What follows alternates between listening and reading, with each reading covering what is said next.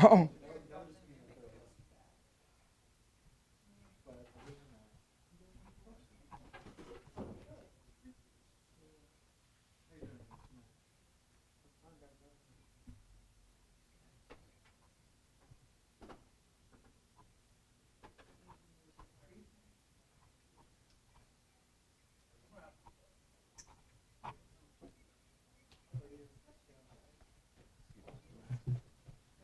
hey, how are you? I'm good. How are you doing? Oh, I'm cool. I forgot to sign it.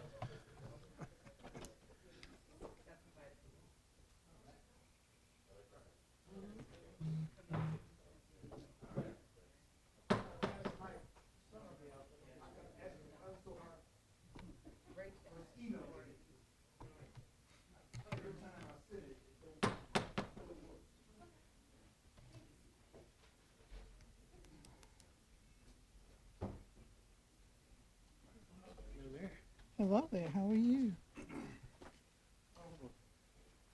Did you hear about Matt Barron's? Who? Matt Barron's, the code enforcement. I heard he was off because of cancer. He passed away Heart last attack. week. I tell you, I talked to recently with Jeff Liddell. Oh, He keeps track. In fact, we're going to have lunch together sometime soon.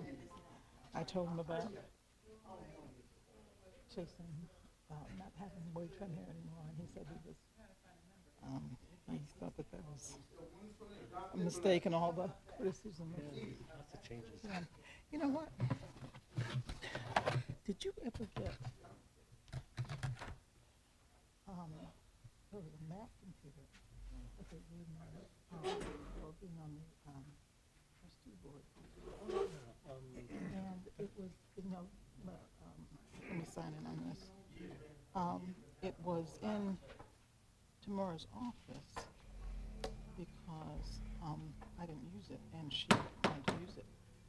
But, she was off sick Right. the last 2 weeks, and so it was still in her office. I couldn't get in her office, but I left and packed my stuff. So when I reminded her I wanted it, she said, well, I just took care of it and gave it to Joe Dirt. And I talked to Joe Dirt, and he said, well, you should give it back to me so I could turn it into him. Right. And that was in January. And he said he was busy. So he said he turned it in. I just want to make sure he didn't turn it into me. It was a Mac. I can check with Kim. Check, okay, if it's Mac, because it doesn't belong, it wouldn't Right. belong to the city. What number am I talking on? I'm talking on the election. How's everything else going? Yeah, crazy as usual. I see. We'll get through it. How's Frank doing? He's doing okay. He stayed with the company? No, he's working for an internet security firm in Ann Arbor. Oh, really? Okay. That's a whole So nother you and Kim are holding up the baby? so far. You'll It's do okay. it. Frank left everything in really good shape, How so. can I watch the state of the city? Is it still is it still posted somewhere? It's on YouTube, and yeah, it's on the city YouTube channel. So go to City Pontiac, City Hall, YouTube, and it's all there. All right. Take care. Take care.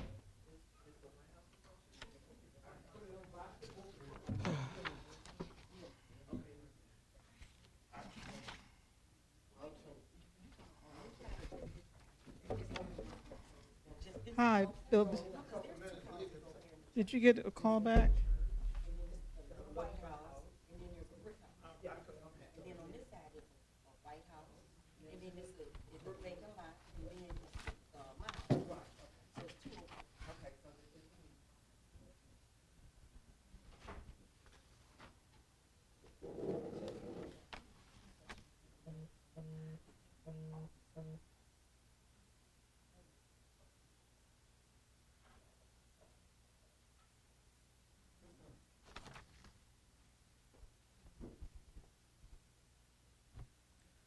Okay.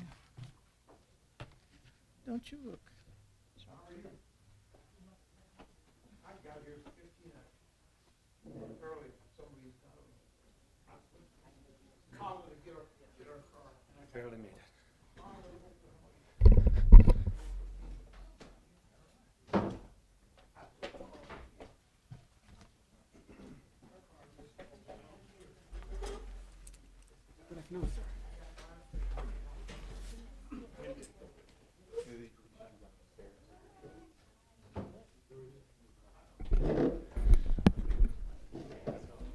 Good evening, ladies and gentlemen. The time is 6:00 p.m. This meeting of your Pontiac City Council is hereby called to order. We'll begin with the opening question for those council members that are with us. What is your favorite part of the fall season in Pontiac? Councilman Goodman. So I am a bit more vain when it comes to this. I love the leaves changing, but I love being able to layer my clothes. Like, I have too many clothes in my closet that I can't wear during the summer and spring, so I'm happy to be able to wear them now. So that's truly my favorite part. All right, Councilman Parker. Oh, me, I love the beginning of fishing season in April. So I can go out and sit over by the lake and catch me some fish. All right. Councilwoman James. I love the leaves changing. I love driving and looking at the different colors. It reminds me, it's probably the only time of the year that reminds me of what I really love about Michigan, that we have so many different seasons here that you get a chance to enjoy all of them. I don't think you really appreciate that when you were born and raised here, but if you were born somewhere else where those things don't happen, like in Georgia, where you have summer and you have winter. That's it, so, and winter is like very, very short. So I enjoy the fall, the colors changing. And for me, the favorite part of fall in Pontiac is that there's a lot of really dynamic events that are very specific to the fall season. And it's just a nice time for the calendar to reset, and it's continued to happen. So with that, Councilman Parker, can you share this evening's invocation? Thank you, Brother President. I would like to again introduce Pastor Cornelius Berry of the Word Believers Church. He would come with our invocation this evening.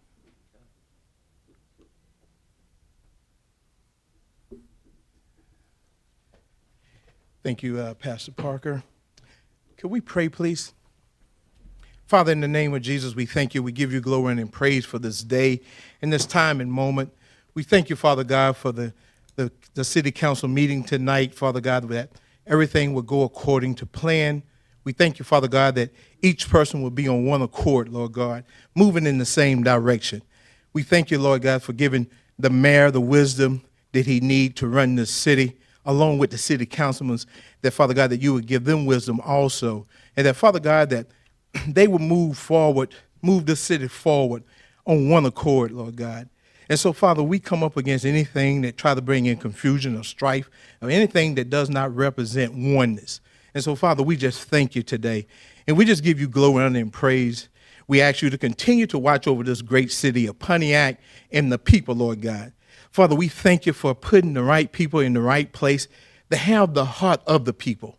And so, Father, we thank you now for this board and this council chambers, Lord God, each person that's on it, Lord God, that you will continue to show them and guide them. And we give you all the glory and praise. In Jesus' name, amen. Amen. Amen. Please rise for the Pledge of Allegiance. Pledge allegiance to the flag of the United States of America and to the republic for which it stands, one nation, under God, indivisible, with liberty and justice for all. Please remain standing for a moment of silence. We remember those that we've lost in our community in recent days. Jacqueline Bryant Murphy, Felix Correa, Lloyd Ricky Hanna, Kathy Holland, Guillermo Rosado, Willie Thomas, and Charles Young. Please join us for a moment of silence.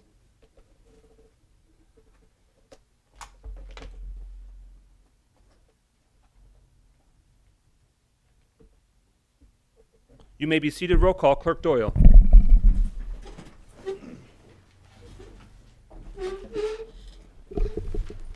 Carrington.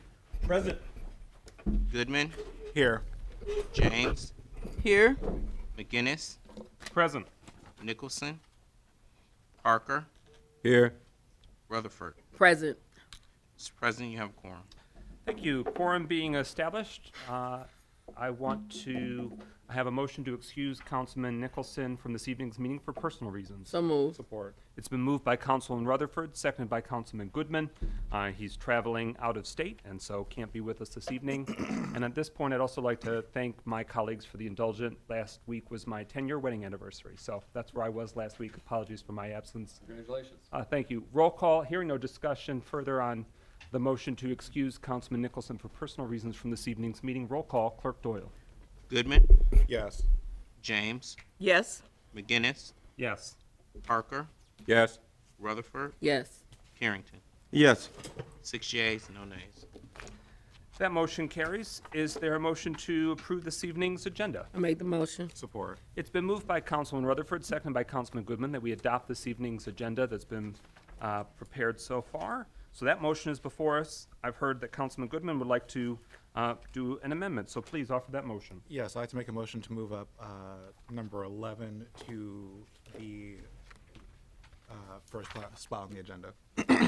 So the motion is to amend the agenda to move up the resolution to approve the appointment of Paula Bridges as Communications Director. She joins us virtually from another state, so we want to make sure that we don't lose her during the course of a few-hour meeting. So I welcome that amendment. What we would do is make it, if there's no objection, we could make that come after the consent agenda but before subcommittee reports. Any objection to that? No objection to that. Okay, so Councilman Goodman has the motion. Is there a second? Second. It's been seconded by Councilman Rutherford that we amend the agenda to move up that particular resolution. Any further discussion? Hearing no further discussion, roll call on the amendment. It's specifically changing the order of business. Clerk Doyle. McGinnis, Yes. Parker, Yes. Rutherford, Yes. Carrington, Yes. Goodman, Yes. James. Yes. 6 yeas, no nays. That motion carries. We now have the main motion, the agenda as amended. Any further discussion or amendments? Hearing nothing further, roll call on adoption of the agenda as amended. Clerk Doyle. James, Yes. McGinnis, Yes. Parker, Yes. Rutherford, Yes. Carrington, Yes. Goodman. Yes. 6 yeas, no nays. That motion carries. We are now at approval of the consent agenda. Is there a motion? So moved. Support. It's been moved by Councilman Rutherford, seconded by Councilman Goodman to adopt this evening's consent agenda. There are 3 sets of meeting minutes in this week's consent agenda. Roll call on adoption of that consent agenda. Clerk Doyle. Parker, I'm sorry. Yes. Rutherford, Yes. Carrington, Yes. Goodman, Yes. James, Yes. McGinnis. Yes. 6 yeas, no nays. That motion carries. We are now at what was agenda item number 11, the resolution to approve the appointment of Paula Bridges as Communications Director. I'm going to pull up that slide. So that's the resolution before us. Want to give the floor to the mayor and administration to queue up this item of business. Thank you very much, Mr. President. We are really excited about this candidate for the position of Director of Communications. She comes with really impressive credentials, experience, and expertise. She has served in a variety of capacities, including an on-screen, on-camera TV reporter and TV anchor in a variety of geographic locations. But much more importantly, from our perspective for this position, she comes with a wealth of experience working on behalf of governmental entities, doing media relations work, public relations, and messaging. And as we seek to really ramp up our messaging about the city of Pontiac and sharing our narrative about what an amazing community Pontiac is, her experience and expertise in messaging on behalf of communities and governmental entities will certainly serve us well. Her experience in that regard includes, among many other experiences, working on behalf of the Wayne County Sheriff's Department for many years, as well as working on behalf of the Los Angeles School District. So we're really excited about her impressive experience and expertise. And without further ado, I'd love to turn it over to Ms. Bridges to share her thoughts and share anything that she'd like to share with City Council and the people of Pontiac, and then open it up for any questions that City Council may have. Ms. Bridges? Thank you so much. Thank you, Mr. Mayor, Deputy Mayor, and the entire council, and also the public at large that is watching. I appreciate the opportunity to come before you because I believe this is a supreme assignment that I look forward to fulfilling. I have a lengthy background in serving the public, and I've actually had an opportunity and the pleasure of serving the public for as long as I have actually worked as a professional in the media arena. I have worked in television, in newspaper. I used to be a freelance writer for the Detroit News. I started off my career in media at WWJ early on, and so I was writing and helping out to produce briefly before going into my career in television. I started out in television in Lansing, and I've had the opportunity to work every aspect of the job in broadcast news. In Lansing, I went to Toledo, I've been in Chicago and Chattanooga, I've been in West Kentucky, I've been in a variety of different areas, so I've had a lengthy history working with the media. So I always say that it has been my pleasure to be on both sides of the microphone. I know how to get out information as a seasoned FOIA manager and also communications director, as well as someone who asks those hard questions and has to get information. But I think what really changed the course of my career was when I had a chance to start out as PIO for Detroit Police. So in addition to working for the Sheriff's Office, I actually started out in public service as PIO for the Detroit Police Department. I went on to work for City Colleges of Chicago as Director of Marketing and PR. So that was my post-secondary experience in education. I worked at the Wayne County Sheriff's Office for the former Sheriff Benny Napoleon for 12 years as Communications Director, but also as the Director of Court Services. So I have experience directing public-facing offices in the judiciary. And as was mentioned, I have been in California at the Los Angeles County Office of Education as PIO for K-12. And so we are actually the largest regional education district in the nation. And so I get to work on messaging for this particular organization, dealing with educational issues. And as you can imagine, during a tough season of COVID, I started out the season of COVID in law enforcement and responding to the needs of the community there. But outside of responding in moments of crises and when individuals have problems, we've also had an opportunity in public service to meet the needs of the community for good reasons. Holding public safety fairs, health fairs, getting out in the community at the community meetings, talking about quality of life issues, problems that need to be resolved. They might not be critical, hypercritical, but they do affect neighborhoods. And so I find it to have been my pleasure to serve the public, helping to find solutions to problems. I think that is what helps quality of life issues in neighborhoods. I appreciate supporting my leadership, working on behalf of the mayor, the elected officials, as an intergovernmental liaison. I have worked with different agencies, but we're all in partnership for the public. And so for me, you could easily go into private sector activity, pursuing that type of career path, but I find it most rewarding to be working with the public. And so I try to utilize all my skill sets, whether it's in marketing and public relations, writing, communications, crisis business, anything that has to do with sharing information to all the public, our stakeholders, our colleagues and partners in various organizations. That's what I find most rewarding. That's what I look forward to, and I want to do that on behalf of the citizens of Pontiac, our stakeholders, our colleagues in government. I grew up in Oakland County. I went to elementary, middle, and high school in Oak Park. I got both of my degrees at Wayne State University. Early on, we were chartered, now we're warriors, for those enjoyed every aspect of my life in Oakland County, and I just want to give back. Oakland County is my zone of comfort, and that's where I enjoy myself. And I do my best not to lose too many balls. At Crystal Lake, when I'm playing golf, I knew it as Pontiac Municipal.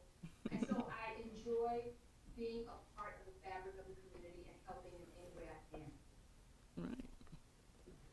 Awesome. I did not know about your background playing golf at Pontiac Municipal Golf Course. That's great. Mr. President, take it away. Thank you, Mayor, and thank you very much, Ms. Bridges, for the opportunity to consider you for this position. I want to turn now to colleagues for discussion and questions. Councilwoman Rutherford, you have the floor. Thank you. We recently changed the branding for the city of Pontiac. Our theme now is Pontiac, the heart of Oakland County. How can you use your experience as a communications director to help push the narrative in the rebranding process of the city of Pontiac? It's so vital that we share that message on all of our platforms to let it be a united voice, whether it's our digital platforms, if it's something that may be placed in our communities in printed form or signage. It's our message in our voicemail messages. It's the message that we put out through our communications when we're meeting with groups and organizations in the community. It's how we put forth that united voice to say, we are the heart. And then you also promote that message through your employees, through your workers, those who are really our forward-facing messengers of how well we're working on behalf of the constituents and also our stakeholders. So I believe it's a multifaceted platform that you put forward in not only your signage and your printed materials, but also the messaging when we're having those face-to-face conversations. It's a part of our messaging through our strategic plan, if there is a strategic plan that's in place. And that strategic plan, starting with the pillars of what we believe the city of Pontiac is about. And in each of those areas, we will have that messaging attached to that branding. And then we will place with that messaging chronological ways that we can analyze how well is this message going over with our community, with our public. And you can add to it analytics that over time, over a 1, 2, 3 year period of putting forth your strategic plan, you measure how well is that message resonating. When people go onto our digital platforms, are they able to react to that? If it's a specific emblem, is it resonating with our communities? And how can we gauge its effectiveness in terms of being top of mind? Thank you so much. I appreciate that. Others who wish to be recognized? Councilwoman James, you have the floor. Yes, I'd like to say, Paula, when I look at your resume, I am so elated and I'm so happy that you are agreeing to work with the city of Pontiac. We are delighted to have you. And my question would be, one of the problems we have in our community is that we've got silo communication and not a lot of interconnecting of these various silos. And it's a real problem. And I was wondering, have you seen that in your career? And what are some of the things we could do to begin addressing that? At this point, I've had an opportunity. I've been in marketing and communications for decades, so I've seen the transition from having to have hard copy materials to truly relying on our digital formats. And I believe right now there is a way to marry your segmented populations that don't rely a lot on technology, and I would say that might be our seasoned citizens who may rely on meeting in person at their community center or at their church. They kind of lean towards their newspaper, their hard copy. But you also have on the other end of that, you have your younger communities that deal strictly with social media and digital platforms. So if there's a way to have a multifaceted approach where you would meet everyone where they're at, if you have communities that kind of rely on face-to-face meetings, then you have to be there to share the information with them in person. As a communications director, I fully understand that my job is not a desk job. I actually have to get out and be present at communities, representing the organization, giving information and also receiving feedback. So if there is a way that we can marry our advertising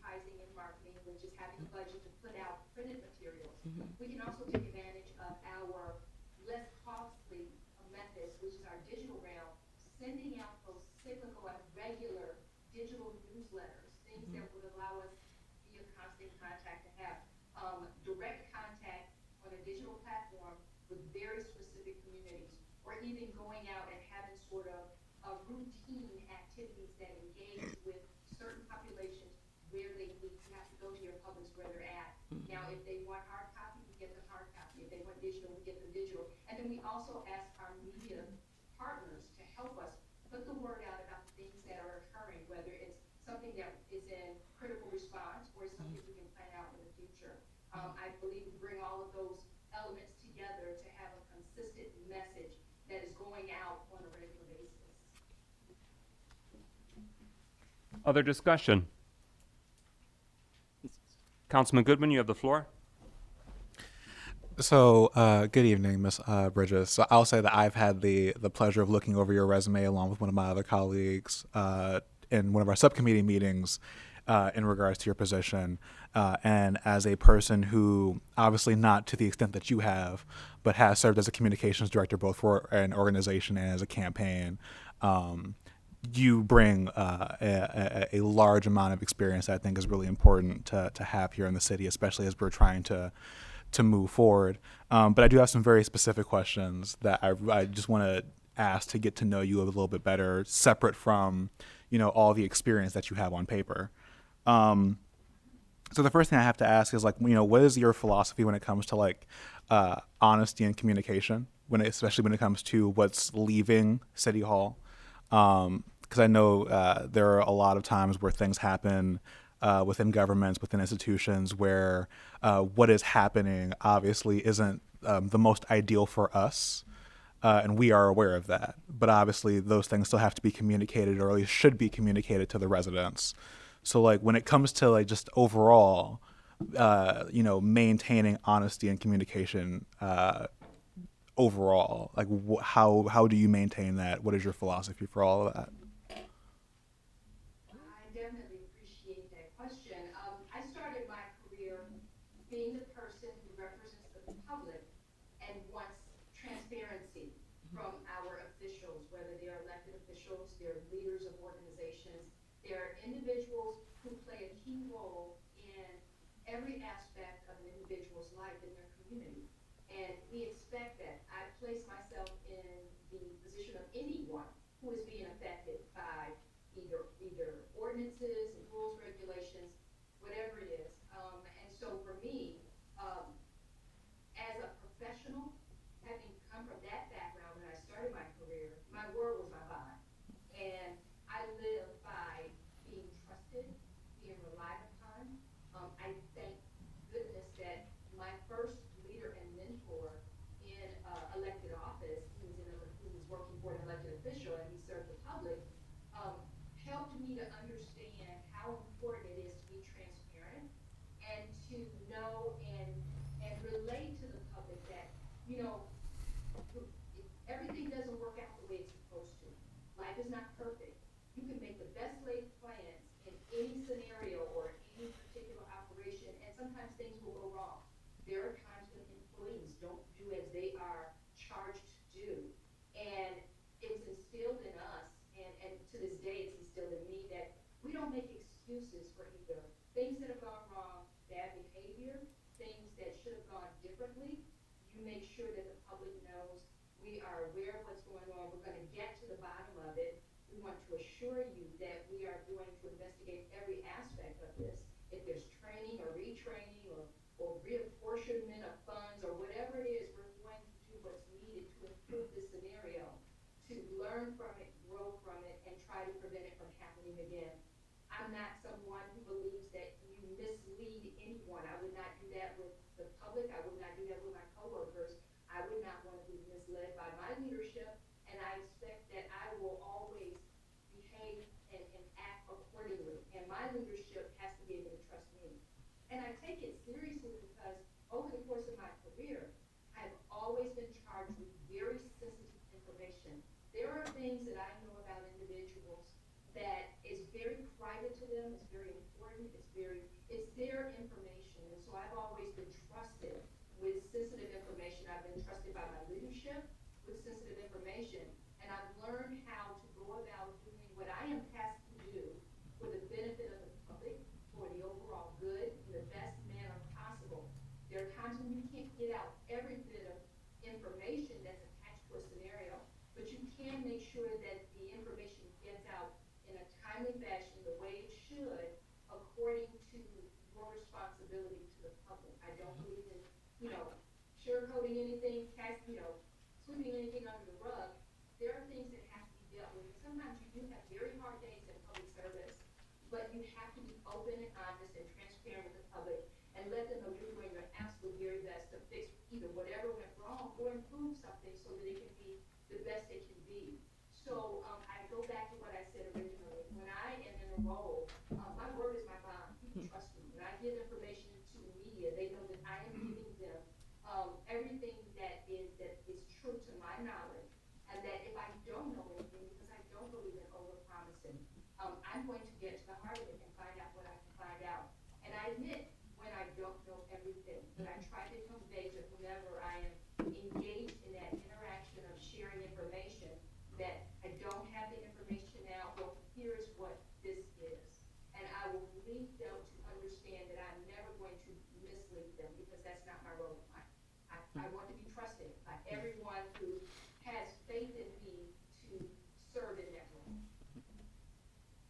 And follow up. And so I do have a follow-up question, because I think that was an amazing answer. And really, I'm asking you questions having had again, lesser but similar role to you as before. And a really important question I have is, I have been in situations being a comms director where I've obviously had to override the decision of a superior, because that decision may be good for that individual or may be short-sighted, and having the knowledge of the position that you have, having the experience, that you have been aware or informed of a better course of action. So the question I kind of have is, has there been a time where you have overridden a call from leadership because you feel that there is a much better or much more just course of action? I do recall.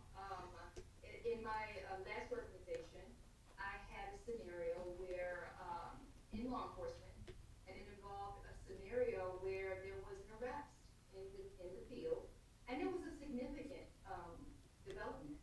And my leadership at the time, they were they wanted to put the information out in the public, because in law enforcement, you want to share with the community that this particular arrest has been made, and to show you that we are working on your behalf.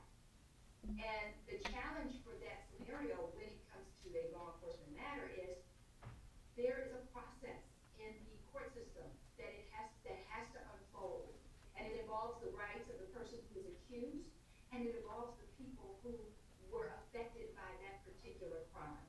And as hard as that is, in wanting to having to make a decision that says, we can't move on this right now to inform the public, as my leadership wanted me to do at that time, I understood that if we did that, we would jeopardize the case that was before the court.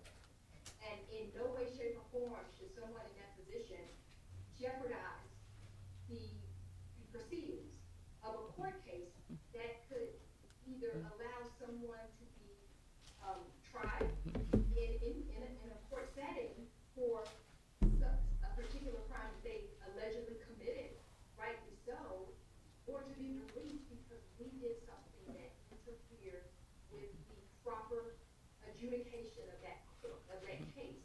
And so I had to stop my leaders from moving forward with having a press conference on this.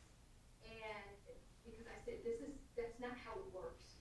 And we will get in the way of the proper functioning of this particular case if we jump the gun to basically sound to tell people, yes, we did this great thing, when in fact we have to wait, because the most important aspect of that scenario was the proper adjudication of the case wherever it went.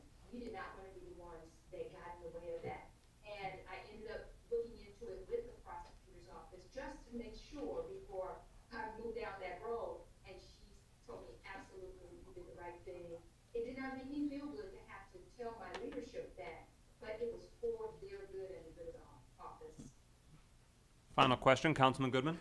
And so again, thank you for that detailed answer. And following into like the same vein, I guess the question I have for you, is there a very specific moment that you remember that you can obviously share, that you've had to deal with some form of crisis management that has really, I guess, been the most formative or more strongest learning experience for you in terms of doing this role? I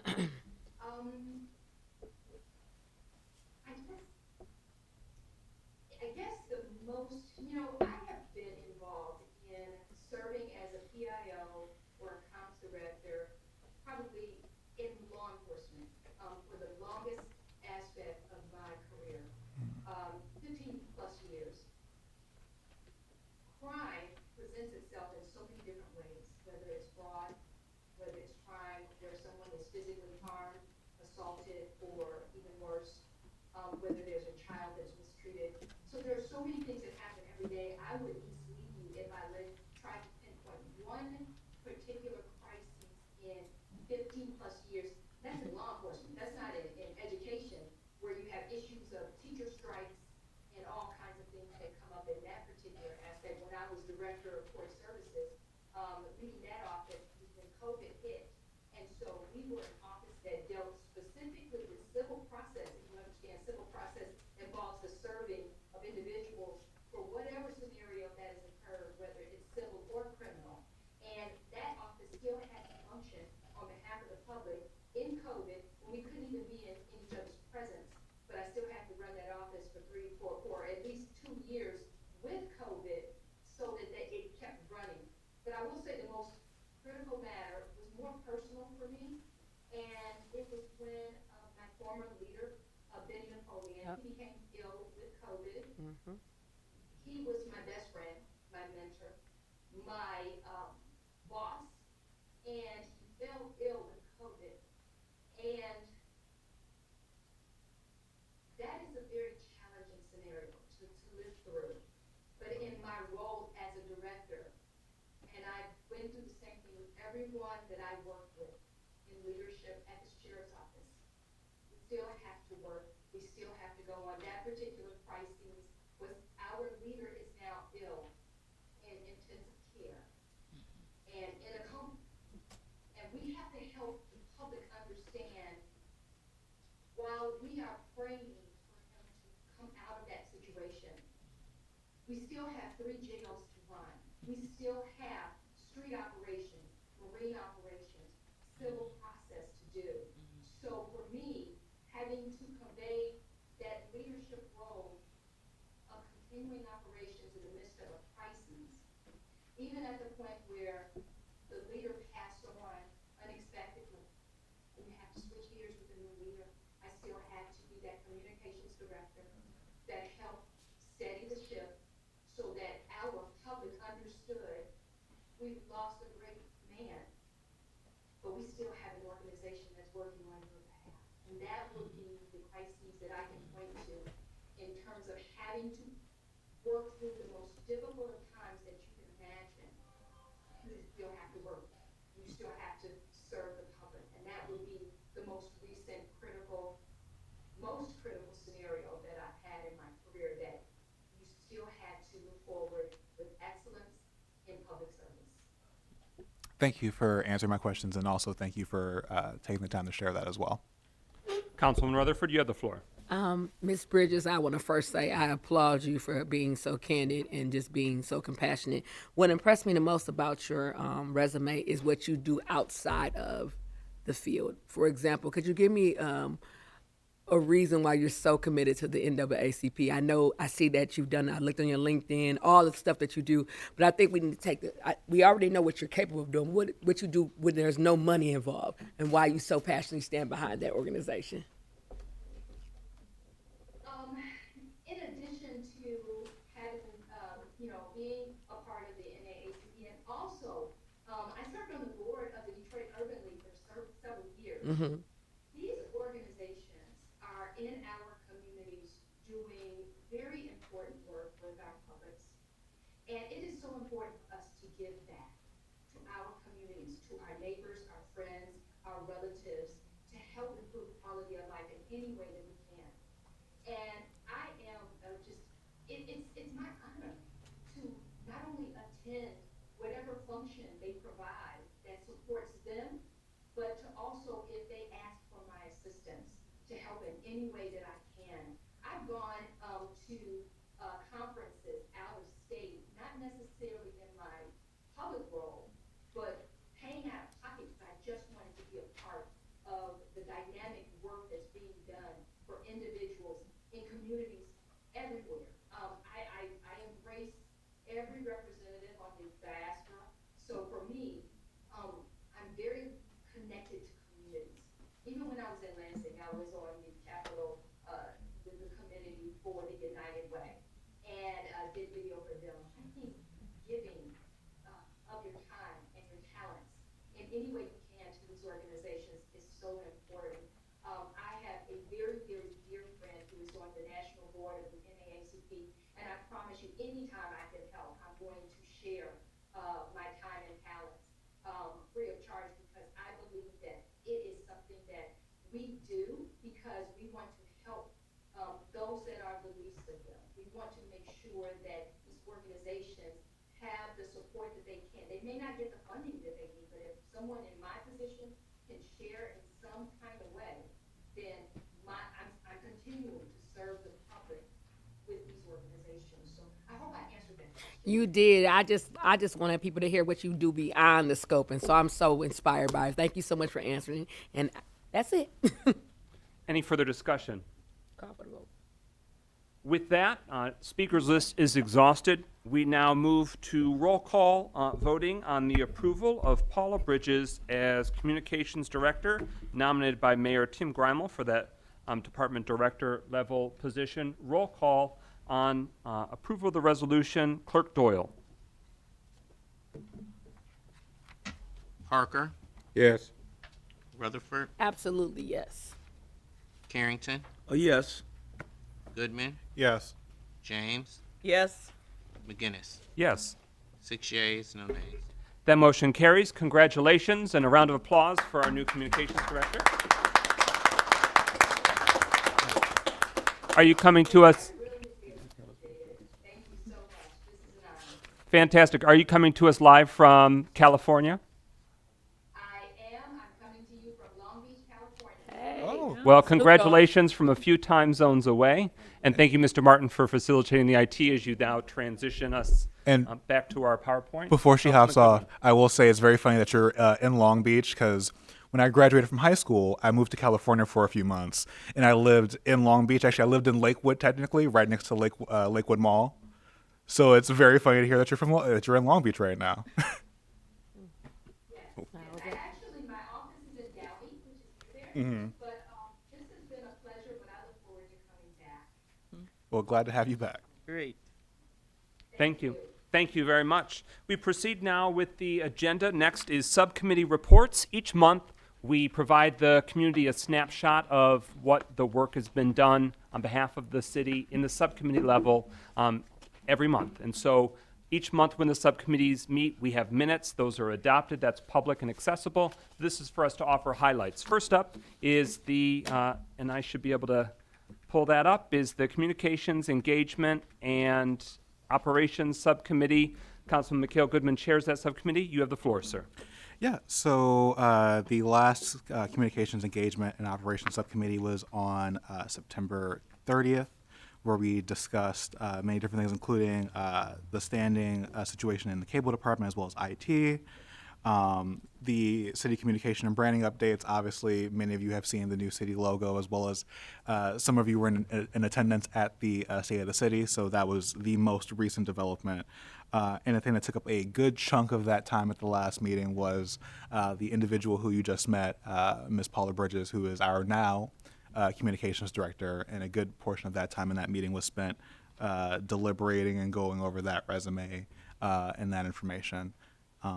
But other than that, there are no other major updates from Communications, Engagement, Operations. Thank you very much. We're now at Economic Development, Housing, and Planning. I am the chair of that subcommittee, and I'm Mike McGinnis. We had our most recent meeting October 3rd. The next meeting, it's the first Monday of every month, so November will be the next time that subcommittee meets, 9 a.m. at the Legislative Conference Room. We review each month open and speculative developments on various fronts. We currently have 16 residential developments that we're tracking, 17 commercial developments, and 11 industrial and warehouse developments. I want to just provide a few highlights of since we gave our last oral report. When it comes to residential developments, Mayor Greimel shared at his State of the City that 28 North Saginaw, the tallest building in the city, historically the Pontiac State Bank building, that redevelopment will be primarily residential but mixed use. So there'll be some commercial and offices, but it'll be primarily downtown residential structure. The Shores at Crystal Lake, that's come up at various planning commission meetings. Tentatively, there is a joint planning commission and city council meeting that is being organized for early November. And so we'll let council members know when we've got confirmation of that. But the notion is to have both of those bodies. It's considered a best practice to do those joint meetings anyway. But since this is a very complex, speculative development, we want to be able to have the council and planning commission hear some of those initial site plans as they come forth. So that's slated for the beginning of November. We got some early intel that Galloway Lake Estates in District 5, that there might be new acquisition of some of those vacant lots, and that housing, that subdivision might have some new construction in the future, as well as on Brady Lane off of University Drive at the District 6, close to District 5 border of Fairview Estates. So there may be new home construction that would join the Shores at Stonegate Point in District 2 and Fieldstone Village expanding in District 5. And then finally, since we last met as a subcommittee, the West Manor housing complex at Paddock and Willard, there's been cleanup around the perimeter, and there's also a scheduled hearing for that property, ensuring that it's in compliance. Moving to commercial developments, you may have noticed that the large office tower in the south end of downtown Pontiac, the Ottawa Towers, have begun their painting of the exterior. So there's now a different blues and turquoise and grays, and they'll be doing that complex. Nature's Remedy is a provisioning center on, I think the address is 939 Orchard Lake Road in District 1. At a future city council meeting, we will have a few hearings on a zoning map amendment related to a parcel behind them that they intend to use for parking. It's currently vacant. So that will be coming to the city council soon. The Pontiac Transportation Museum received a substantial funding source from Oakland County. I want to say it's $100,000, but it could be $50,000. But still a considerable infusion of capital from Oakland County to support that transportation museum in our city. The mayor shared recently that Webster Community Center will begin construction no later than January. We also have another zoning map amendment coming before the city council for Joslin and Walton in District 4. You may know it as the long abandoned gas station at that intersection of Walton and Joslin. A provisioning center is proposed, so they'll need to do some rezoning, but they have already submitted for demolition of that long blighted eyesore, which will be very welcome for that neighborhood and everyone else in that important commercial corridor. And then finally on commercial, there's been aggressive message conveyed from City Council when it comes to Glenwood Plaza that we expect, and the administration and new staff is very receptive to ensuring that we hold that property owner to the same standards that everyone else needs to be held to. And we want to thank the Housing Commission volunteers who cleaned up a number of parcels along North Paddock, close to Glenwood Plaza. When it comes to industrial and warehouse, there's a provisioning center proposed, a grower and processor facility proposed at 645 South Old Telegraph and Gulf Drive. So you may know those larger structures just as you come in from Bloomfield Township. They have a zoning map amendment request. The Planning Commission did recommend denial, but it still will come to City Council for an ultimate decision. So that will have multiple readings as well. So that's 3 zoning map amendments that we should be seeing in coming weeks. And then finally, I'll share that on the industrial and warehouse developments, General Motors has announced that they are acquiring 716,000 square feet in Pontiac, and so we're researching further that very promising news to hopefully have some further reinvestment of General Motors. When it comes to economic development, housing and planning more broadly, the administration shared the promising news that multiple more code enforcement inspectors have been hired. There's now a code enforcement manager, Jack McIntyre, and then since this last meeting, there's now a new community development director, Rachel Loughran.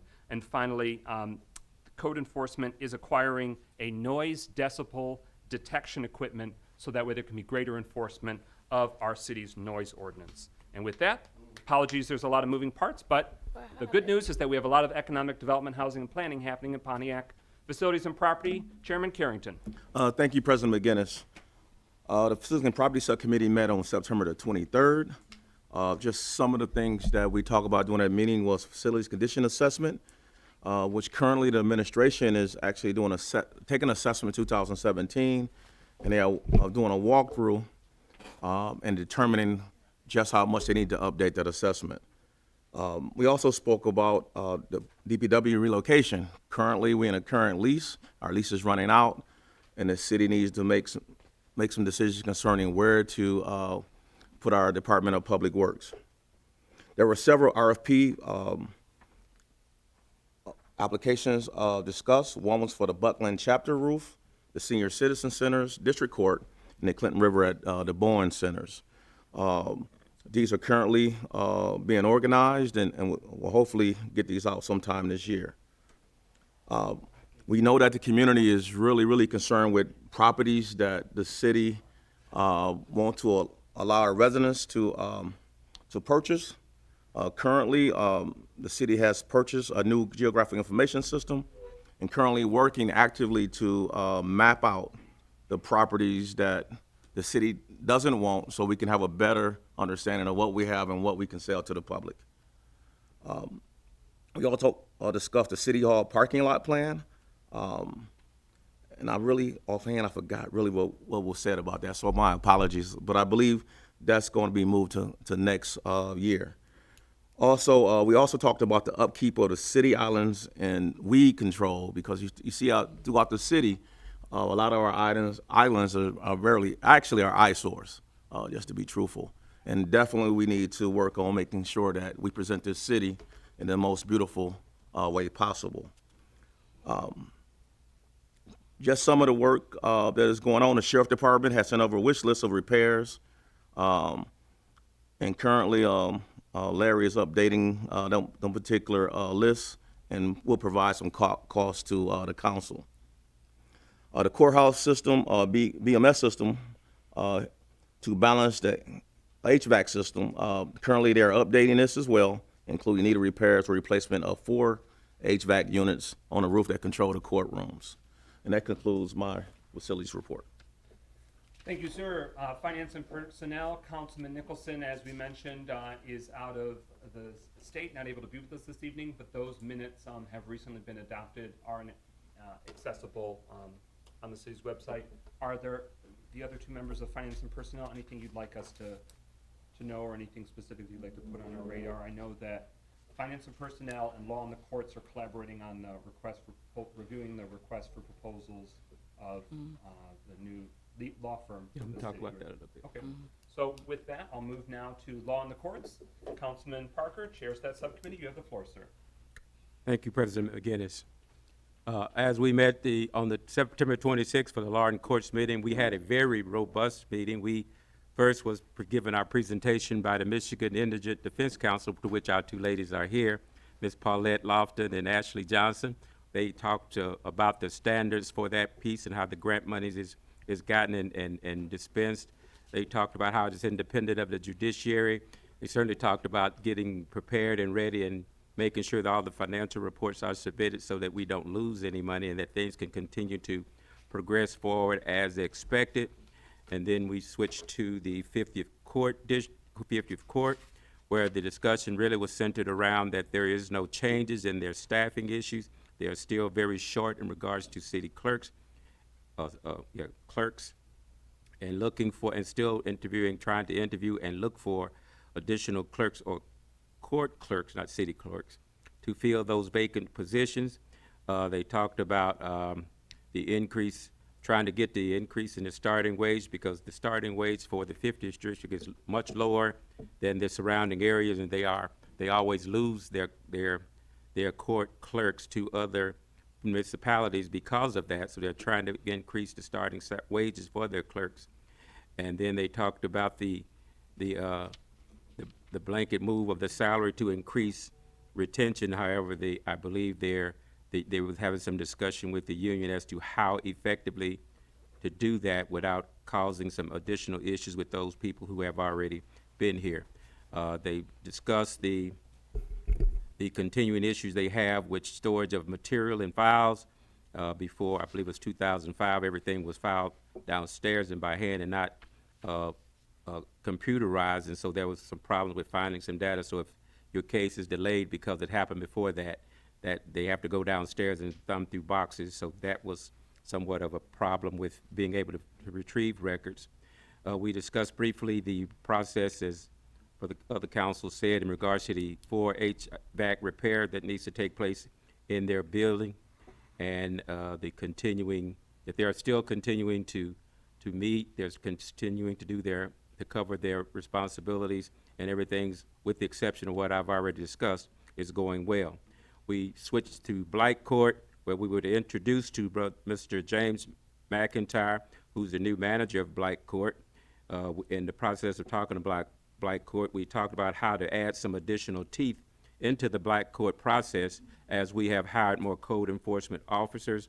We talked about how to strengthen the Blight Court, and so there's some discussion being done with that. We asked also to look for some good processes to be able to bring a little bit more strength to our Blight Court process. Mr. McIntyre shared with some of the experiences he had with some of the other municipalities that he had worked, and he thought they might be better, that we could implement some of those in the city of Pontiac.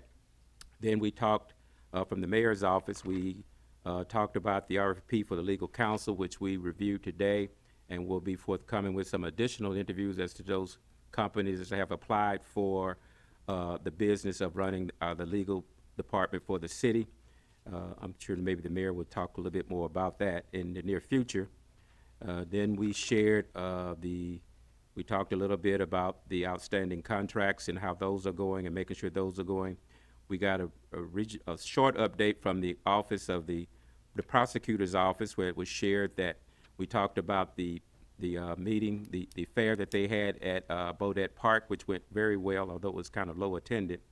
We talked also about their expungement fair that they're anticipating having in April of next year, and the plans are being developed for that.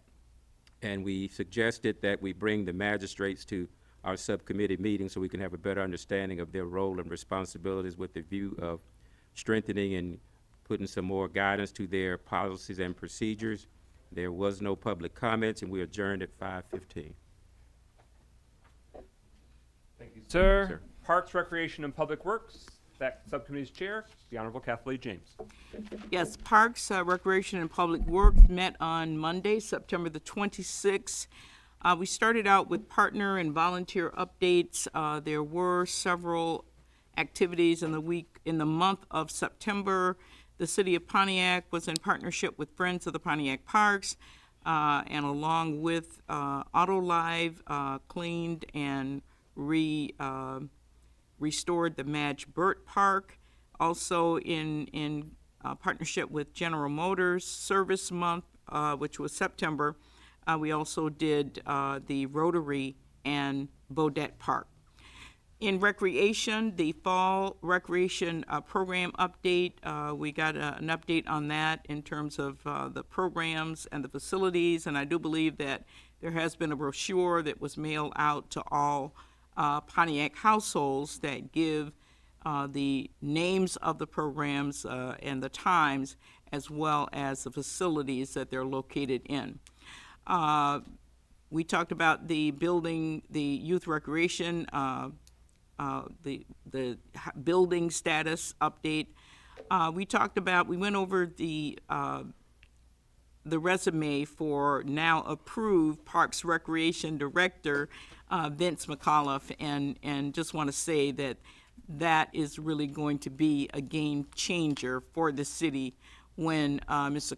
McAuliffe is able to come in and really start that process of putting together a real Parks and Recreation Department. So we're really excited about that approval. Michigan DNR, we talked about the mitigation, that the 28.1 acres that we need to replace from for the state of Michigan. That has now been hopefully taken care of with the approval that we gave for the Crown proposal that would allow the city to take possession of 65 acres of parkland, expanding Murphy Park. So we're really excited about that. But the conversion was talked about. We reviewed our park ordinance update. We are in the process of updating the current park ordinance to make sure that we are covered for things happening like park land being accidentally sold, park land being sold for any reason, because really park land should not be sold. It's a public trust, and we need language in our charter and in our ordinance to say that, to spell out that whole process for how a city or a city council would have the right to sell park land.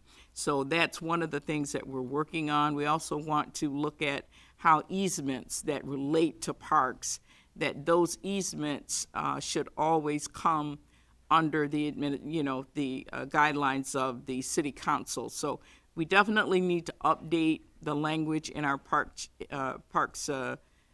charter, in our parks ordinance, and that's what we're working on doing. We got a skate park update. In Public Works, Bodette Park, as you know, is getting temporary speed humps. That is still in process. We talked about the trash cans, the fact that the city initiated a special program where they're actually dumping the cans out at Bodette Park every day during the summer to see if we could relieve some of the confusion that was going on out there. So we talked about the fact that that would continue. They're looking, the DPW is looking at and evaluating just how long that should continue into the fall. And also, there are still plans to put some kind of gate up there so that we can close that park at a certain time. So all of those things, the speed humps, gate installation, and the trash cans, emptying the trash cans are all being worked on. West Columbia status. West Columbia, as you know, is in the process of being repaved, and that process has been going really slow. It was started in April, and so we got an update on that in terms of the timing. One of the things that we know that slowed it down is that the water resource people wanted to, at the last minute, to redo some of the sewer lines, and that delayed the project. But we've got residents who are certainly concerned about when that's going to get done. It should be complete by the end of October. That was the target date that DPW has given us, that Columbia will be paved and they'll be done with it by the end of October. In RFPs are in the works for a number of things. The senior center rehab that we've talked about in previous meetings, that particular project has been rebidded or is being rebidded. So there will be another RFP issued for that. Also for speed humps, each council district will get 3 speed humps in their districts. Is it 3? Okay, all right, just to make sure. And the RFPs for those speed humps is in the process, and we're also looking at identifying what streets those will go on in each district. talked about courthouse and the HVAC, but we've talked about that as far as in other committee reports. Process for we talked about what the process is for getting street signs replaced. If you live in a neighborhood where you have a missing street sign, missing stop sign or something like that, you can call the DPW office, ask for Mindy Wesley, and she'll be able to take that information. So if you have a street sign missing in your neighborhood and you'd like to get it replaced, you can contact Ms. Wesley and she can get that on the list to be replaced. The meeting adjourned at 1:16 p.m. Thank you. Thank you. There was no Public Safety, Health and Wellness Subcommittee meeting since we last reported, so that concludes Subcommittee reports. We are now at recognition of elected officials. Are there any in the audience that wish to have the floor? Oakland County Commissioner Angela Powell, you have the floor. Good evening, City of Pontiac. Thank you for the time, council members, mayor, deputy mayor, and community who's here today. So today I want to bring your attention to two informational items. The first is for voting for November. The county commission took the liberty of taking the lead on putting a transit millage, Oakland County transit millage on the ballot. And I do have information and I can share it, but just to let you all know, over the years, smart transportation bus system, you may not notice, but they don't have lines everywhere in the county. And that's because neighboring cities and our neighboring city, townships, and villages of Pontiac, some of them don't opt in to use public transit. And so the county commission sees that as an issue, and we want to take that out of their hands, and we want to take this and put it to the entire constituency in Oakland County to take a vote and vote for mass transit. If this transit do not pass, and the mayor may make some more references to it in his comments later, but if it does not pass, you all, for the city of Pontiac, that is dire to us because we are citizens who use SMART, and SMART bus system will be dissolved as of June of 2023. And as of now, the county commissioner does not have a plan A, B, or C behind that if that does not work. So I'm encouraging all the citizens. You do want to, we can't in public meetings advocate for or against a proposal. You can inform about it. Oh, I'm sorry. That's I'm okay. sorry. So thank you for stopping me. Thank you. But I'm just going to share that information, and hopefully you do your research and you decide how you're going to vote on it. So thank you for that correction. The second thing is, a couple years back, we had an individual who lost their home to a tax foreclosure for about $300. This individual then took the case all the way up to the Supreme Court to fight the situation. Well, to keep this short, he won, and now every county in the state of Michigan has to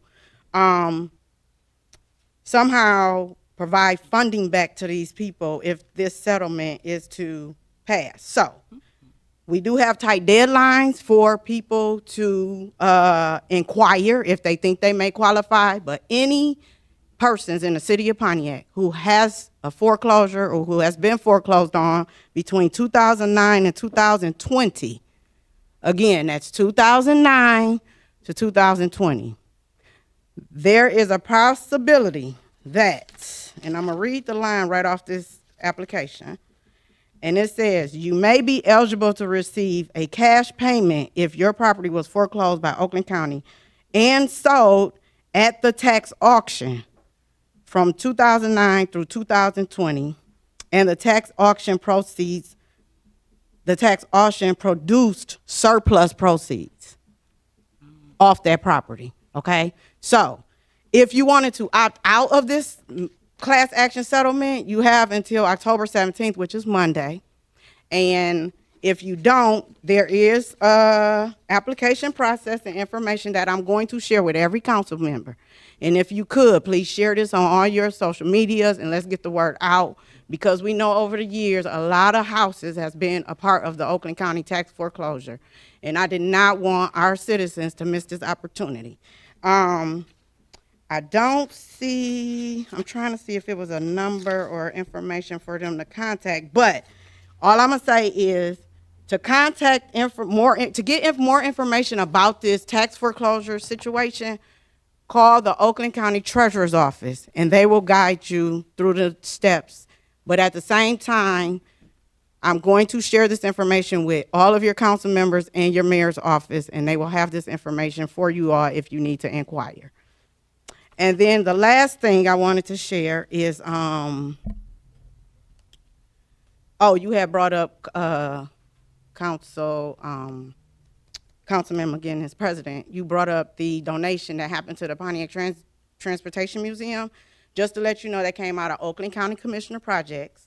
I strongly advocated for it with the support of Commissioner Marsha Gershenson. I don't want to take that away because we kind of dual rolled on this, and they were granted $100,000. So that we did that one together, and we also, just so everyone knows, we also, as Commissioner Projects, I worked to get Kids First Initiative $100,000 as well for their nonprofit. So there, just to let everybody know, sometimes the commissioners every year we get a earmarked funding to try to pursue projects from your commissioner role in our communities, and it is like first come first serve. So I am fighting for funding amongst 21 commissioners. So I just want to give you that background. So if you are interested in the future of just trying to propose for some funding from me as your county commissioner, that opportunity is here on the floor. I'm not promising anything, but I always take inquiries to ask to see if I can assist any organizations throughout our county. Throughout our city. So thank you for the time, and y'all have a blessed night. Thank you. Pontiac Library Board Trustee H. Bill Maxey, you have the floor.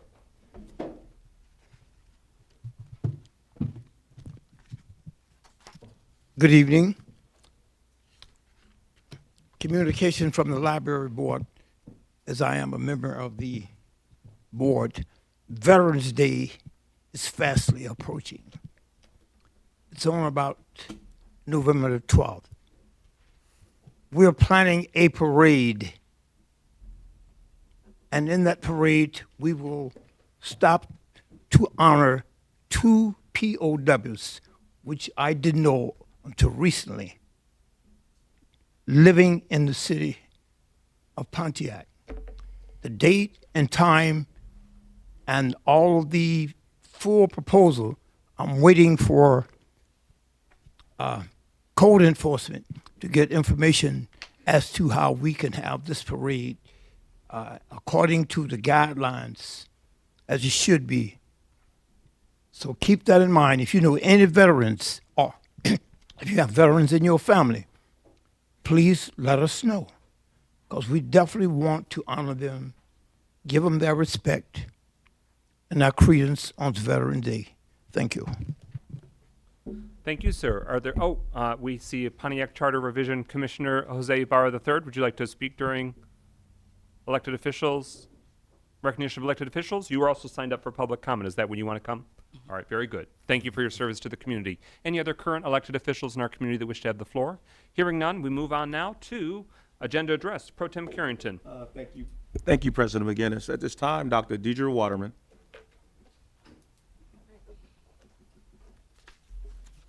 Good evening. I wanted to speak to the voting ballot initiative that's on the agenda, number 11, I believe. I put it on the paper.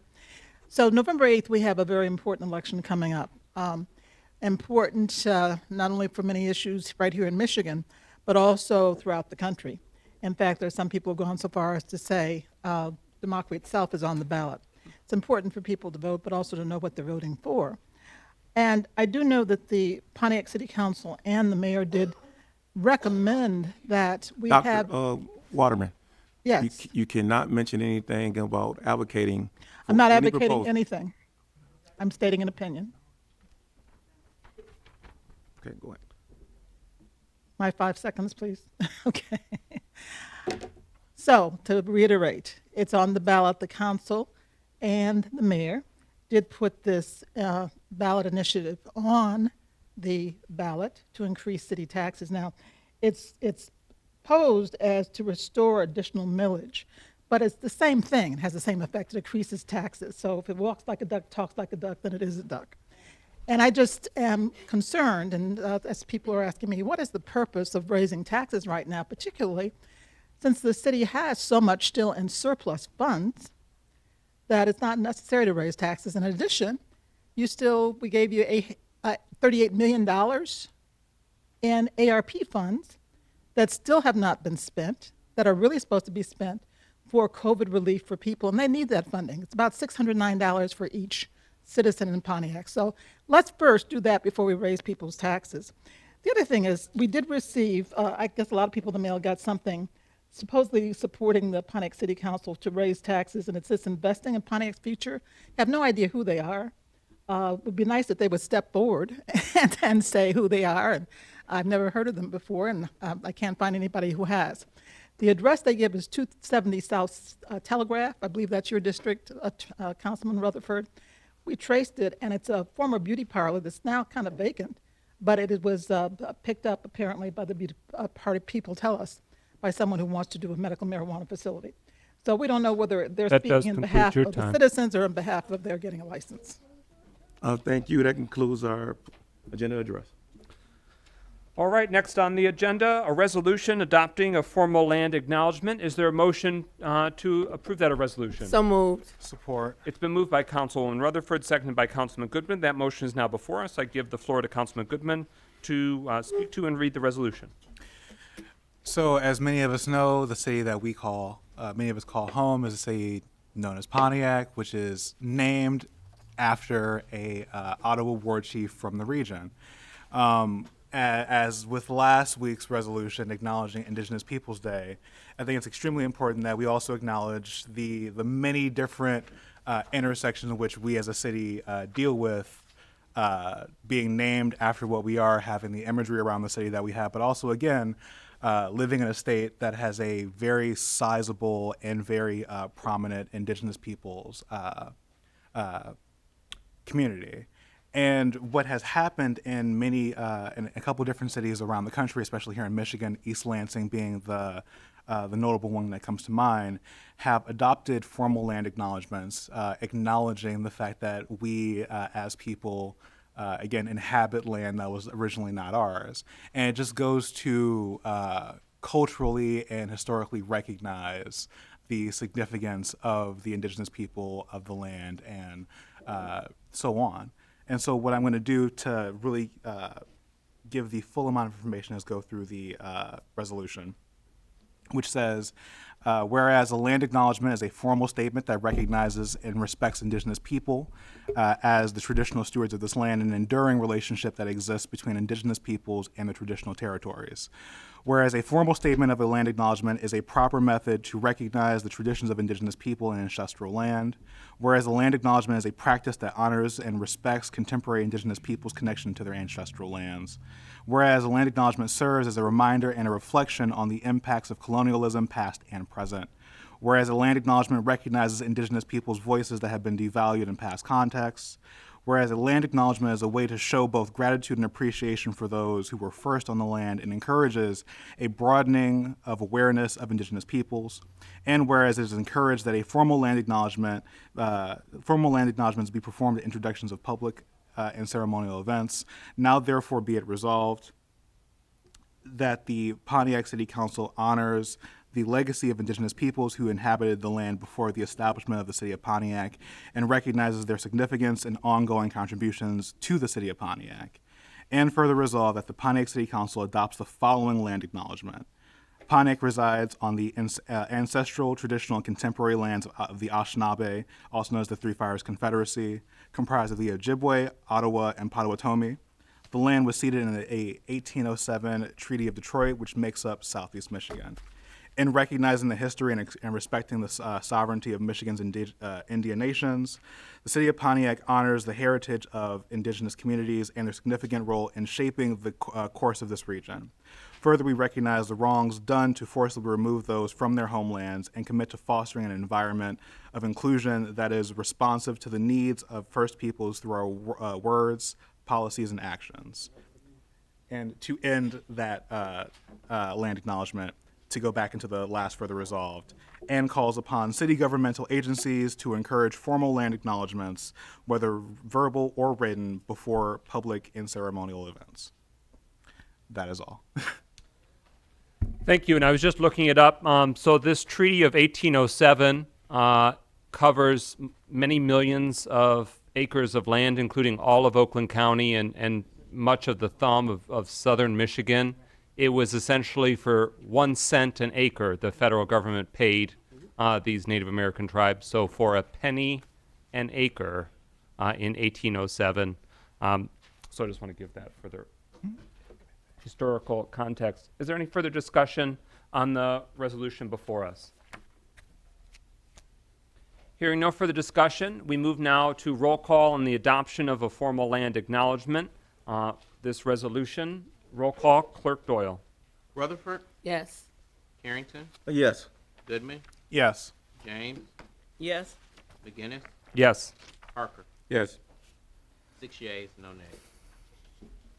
That motion carries. Is there a motion to adopt the resolution to approve the Michigan Indigent Defense Commission for District 50 Moved by fiscal year? Carrington. Supported by Rutherford.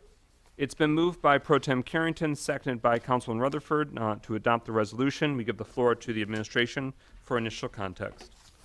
Well, thank you very much, Mr. President. This is a grant contract. No, please feel free to start making your way to the podium. This is a grant contract by which the city will accept and receive some grant proceeds, and we have with us some representatives of the Michigan Indigent Defense Commission. So I'd like to turn it over to them for the details. Thank you for being here. My name is Paula Michelle Lofton. This is Ashley Johnson. I'm the Managed Assigned Council Coordinator for MIDC, and Ashley is the MIDC Executive. We run the MIDC program over at the 50th District Court. This is our 4th year appearing before City Council asking for approval. This year, our total grant amount is $612,793.81. The local share that Pontiac is responsible for is only $18,164.05. This program has been extremely successful in the last calendar year, and we are asking for approval for our fiscal year 23 contract. Thank you for that. Any discussion on the motion before us? Pro Tem Carrington, you have the floor. Yes, thank you, President McGinn. This is very important. So exactly how many clients do you project to serve with this particular funds? Sure. So it's hard to say. Anyone that is requesting an attorney for any matter involving misdemeanor or felony is eligible for a court-appointed attorney. Ms. Johnson and I are the ones that take those petitions that they request an attorney, appoint an attorney to that person, provide them with the contact information. Our goal and the goal of MIDC is before MIDC, if you'd get a court notice and you weren't sure about the court process and you didn't know if you were going to have an attorney, sometimes you didn't go. And there was a very high level of bench warrants. So we appoint an attorney before that first court appearance, and that attorney then reaches out to the individual and says, "Hi, my name is so-and-so, and I'm here to help you. So make sure you appear at your first court appearance because I'm going to walk you through the whole process." So it's really changed the process at the 50th District Court. Everyone gets an attorney that needs one, and people feel a lot more comfortable. So it's hard to say how many, just because there are some retained attorneys out there. But we process, probably thousands a year and have for the last 4 years. All right, thank you for that. Any further discussion? Councilman Parker, you have the floor. Thank you, sir. I just want to say thank you, ladies, for coming to our Law and Courts meeting and explaining that to us. And we certainly invite all the public to come because you do sometimes come to our meeting and explain what you do. And that's a good opportunity for them to get a better in-depth understanding of what you do and how you help people that need help. So thank you very much. Of course, thank you. Hearing no further discussion. Oh, Councilman James, you have the floor. How do you choose the attorneys that represent, and what kind of screening, or if you get feedback from the indigent persons that they did not feel they got the support from those attorneys that they needed, how do you go about clarifying that and working on that? Sure. So we have a list of attorneys that we use. People apply to be on the list. Each year, the attorneys have to complete so many hours of continuing legal education to make sure that they're up on their credentials. And we do take feedback. We have had complaints in the past. We immediately deal with that. Ms. Johnson provides her phone number, so any defendant who is not happy with their representation, we definitely look into all of that. We ourselves watch court procedures. We take feedback from the judges. If there's an attorney that's unprepared or late or is getting a number of complaints, we definitely take that very seriously. We can remove attorneys from the list. We've done so in the past. So we make sure that our roster of attorneys is doing their continuing legal education and performing a great duty for the city's citizens of Pontiac. On behalf of the citizens of Pontiac, thank you for the work that you do. There's a great deal of altruism involved in this career choice, and we truly salute you and appreciate that. Hearing no further discussion, roll call on adoption of the resolution to approve the Michigan Indigent Defense Commission fiscal year 2023 grant contract. Roll call, Clerk Doyle. Harrington, Yes. Goodman, James, Yes. McGinnis, Yes. Parker, Yes. Rutherford, Yes. Goodman. Yes. 6 yeas, no nays. That motion carries. The resolution is adopted. Thank you very much for being here this evening. you. Is there a motion to adopt the resolution approving the extension of the contract with compound administrators through December 31st, 2022? So moved. Support. It's been moved by Councilman Rutherford, seconded by Councilman Goodman. The motion is now before us. We give the floor to the administration to give us more information. Thank you, Mr. President. I'd like to turn it over to our acting finance director, none other than Deputy Mayor Calfani Stevens. Thank you, Mayor.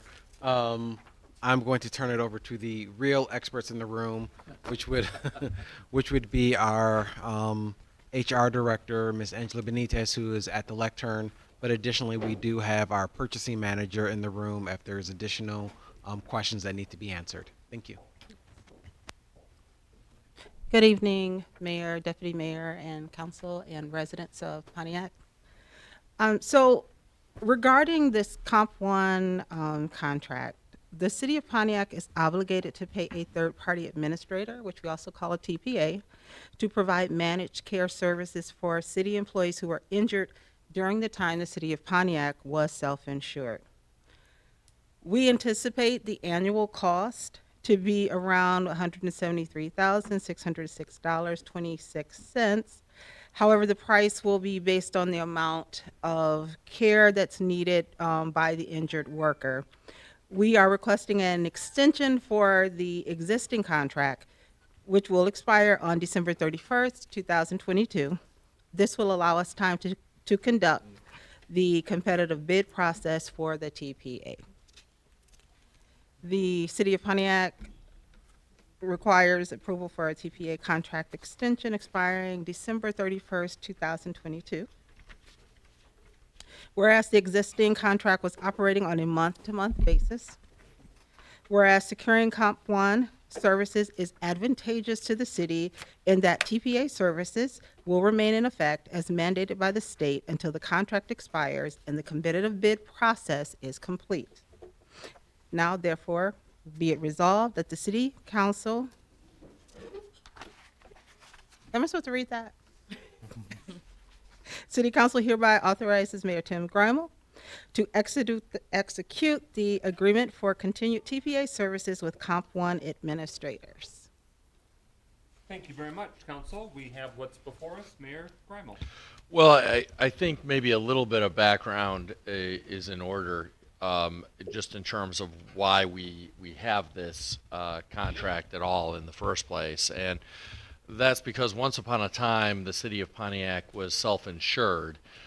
We no longer are self-insured, but we still have some folks who are receiving medical benefits from the time when the city was self-insured. And our contract with a third-party administrator is so that they can administer those medical benefits. I don't know if there are some details that I'm missing, Director Benitez, but feel free to, I'd to just add like any to additional add background. as a point to educate those who don't understand about self-insured and insured.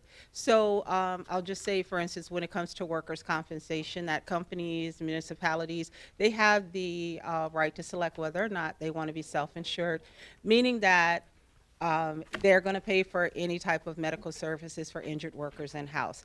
Many companies, and I would say most companies, they select to be fully insured, whereas the insurance company will take care of any of the management of injured workers in terms of trying to get them back to work and any payments.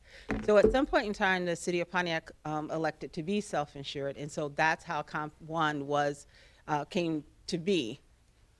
We don't have to stay with Comp 1, which is why we're asking for the extension, but we do have to have a third-party administrator. We will have to have one until the last case is closed or they're either deceased.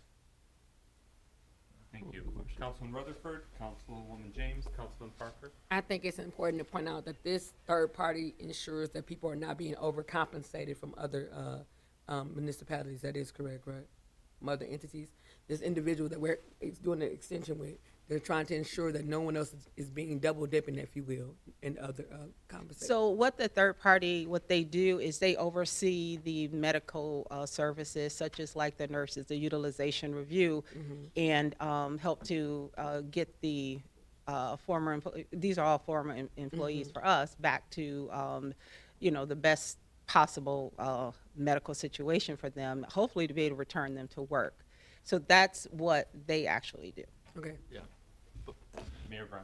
But yes, there is, I think it's fair to say, a component of making sure that there's not overutilization of unnecessary medical care, to answer your question. Thank you. That's what my question. That's part I'm of sorry. it. Yes. That's yes. okay. And that's why we want to go ahead and bid this out, because we inherited Comp 1. We don't know. We don't have a relationship with them. We don't know if their rates are competitive or not. But we will find that out during this bid process. Thank you so much. Councilwoman James. Yeah, I don't really understand. I understand the what's before us in terms of that we need to be able to continue having the services. I'm not sure I understand exactly what managed care services are, how that really functions in terms of our, it's not their medical care. So is this something that kicks in when our employees go on sick leave? Is that I'm not really clear on what is meant by they provide managed care services. What does that mean? Okay, so probably the easiest way to explain is like right now we're self-insured. So if, let's say, one of our Dpw workers is injured, we send them to Concentra.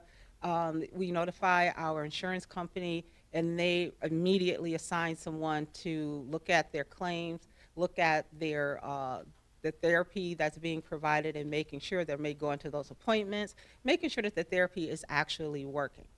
So that's the same thing that ATPA, they do that as well. But they're doing it on their own. They have their own in-house, they may have their own doctors that they send individuals to. So they're managing the care to get them back to as close as being 100%. Mayor Brown. Yeah, that's accurate. And just to amplify that point, every employer in the state of Michigan is required to have workers' compensation insurance so that if employees are injured on the job, they have some recourse. And that recourse includes getting the needed medical care that they need. It also can include monetary compensation if they suffer long-term disability and are unable to work. That part of it is pretty clear cut. If someone suffers long-term disability, they get a certain amount of money, cash payments. But if somebody is injured and needs medical care, there needs to be somebody determining what that needed medical care entails, how to try to provide them needed rehabilitation so that they can hopefully return to work or return to a normal life, but also making sure that they're not getting expensive medical care that is unnecessary. Now we are no longer as a city self-insured. We have an outside insurance company, is my understanding. And so now if people are injured on the job, that outside insurance company handles all of that. But at one point, we were self-insured, meaning that we ourselves as a city took on all of the risk of providing those benefits to employees that were injured on the job working for the city of Pontiac. When an entity is self-insured, they themselves typically don't have the expertise to actually manage and provide the oversight for the care that's delivered, so they contract with a third-party administrator.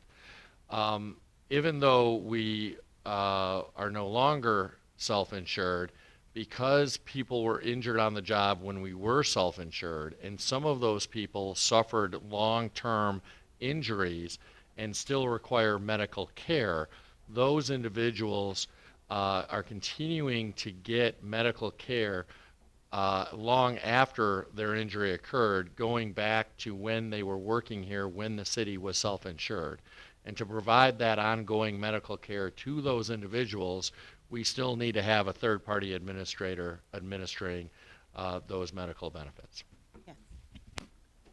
Councilwoman James on follow-up. Okay, thank you very much for clarification. And now I do understand what we're looking at.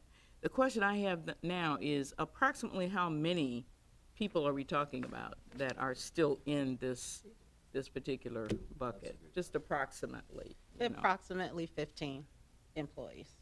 Okay. Councilman Parker, you have the floor. Thank you, sir. Well, this is just a point of clarity. As I was reading the letter here, it says that you're requesting an extension for the existing contract which expires on December 31st of this year. So what is the extension for? What period of time would that be for? I thought you want to address that. I believe it should say August the 31st. But you want to go ahead and address that? So the contract that we were provided by Comp One is requesting that we continue services with. Can you speak into the microphone a little bit better? I apologize. Can you hear me now? Yes. Okay. So the contract that Comp One gave us is requesting that we continue services with them until December 31st of 2022. So we're asking authorization to have the contract that they presented signed until that date. But in the interim, we are going to conduct the competitive bid process. So I anticipate starting that process the beginning of November to look for another TPA and to check the market in terms of pricing, just to make sure we're getting the best price possible. And will that be enough time from you start in November to get all the paperwork done and reviews and back so that you won't be asking for? Well, we have a 2-month window. So I will be working aggressively to make sure that process is completed. Looking at the beginning of December, so we're negotiating contracts by the second week of December, and then have a contract in place by the third week. So by the time December 31st comes, we're good. Thank you. Did I answer your question? Yeah. You Okay. Councilwoman Rutherford. Just because I like to put black and white, what would happen if we didn't vote on this? We're still obligated by the state of Michigan. I'm sorry. No, go ahead. Okay. Just make it plain. We're still obligated by the state of Michigan to cover these claims. So what will happen is we will incur penalties and fines, which will be added on to what we already owe the TPA. And I'm sure we don't want to do that. So. Councilwoman Rutherford on follow-up. Just for tickle my fancy, how much do we owe the TPA right now? A little bit over $173,606. Thank you so much. And we did attach a copy of the statement in the. I know. I just wanted to Okay. for the viewers at home. Thank you. Okay. Hearing no further discussion, thank you very much, Purchasing Manager Martin, for continuing to review all of the contracts of the city to ensure that there are no stones left unturned. Discussion concluded. Roll call and adoption of the resolution. Clerk Doyle. Goodman, Yes. James, Yes. McGinnis, Yes. Parker, Yes. Rutherford, Yes. Aaron. Yes. 6 yeas, no nays. That motion carries. Thank you very much for your time and the information tonight. Is there a motion to adopt the resolution to approve the drain assessment to be levied on the 2022 winter tax roll? So moved. Support. It's been moved by Councilwoman Rutherford, seconded by Councilman Parker. That motion is now before us. Administration, you have the floor. Thank you, Mr. President. I'd like to turn it over to Treasurer Portia Prater. Hello, everyone. Hello. Councilman, Mayor, and Deputy Mayor. I am before you to go over the agenda item for you guys to approve to spread the drain, the drain assessment to be levied on the 2022 winter tax roll. So historically, this has been spread. To my knowledge, it has only been paid by the city of Pontiac during COVID. So what it is there are 5,536 parcels that will be assessed to charge. There are 390 non-residential and 5,146 residential parcels. There are very minimum fees. The parcel listing and the amounts are provided by the Water Resource Commissioner. And right now, there's an at-large amount. That at-large amount is what the city is responsible for paying. That total amount is $38,822.19. The property total, which is the total that will be spread to each individual parcel, these are the parcels that directly benefit from that from the drains and lakes, okay, in their area. That total amount is $15,274.88 for a combined total of $54,097.07. Just to give you a little bit of historical knowledge, this year's amount is a little bit less than last year's. Again, to my knowledge, the council, City of Pontiac Council, has only opted to pay the full amount meaning the total, once, and that was during COVID to help the City of Pontiac residents in that time period of residents being off work. Any questions? Pro Tem Carrington.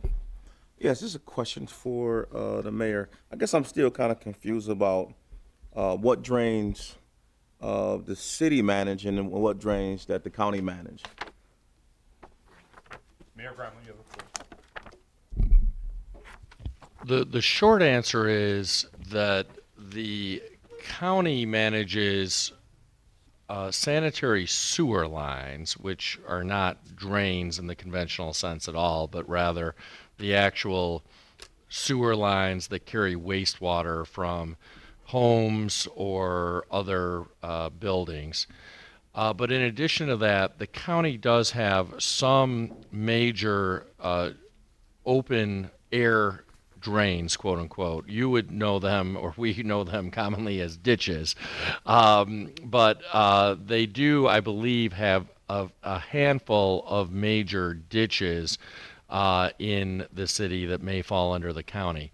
However, the city is responsible for all other storm sewers, which can, in some instances, include open air ditches, but more commonly include actual underground pipes that collect rainfall and other general weather condition water that ultimately is typically taken by underground pipe to creeks or the Clinton River or lakes.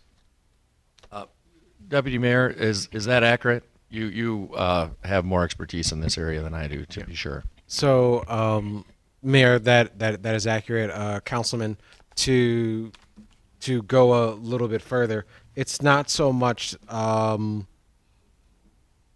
is the city responsible or is the county responsible. It is us putting the levy on the tax bill to actually pay for the drains. It's the same thing as the city levying the county operating millage or the operating millage for the school district.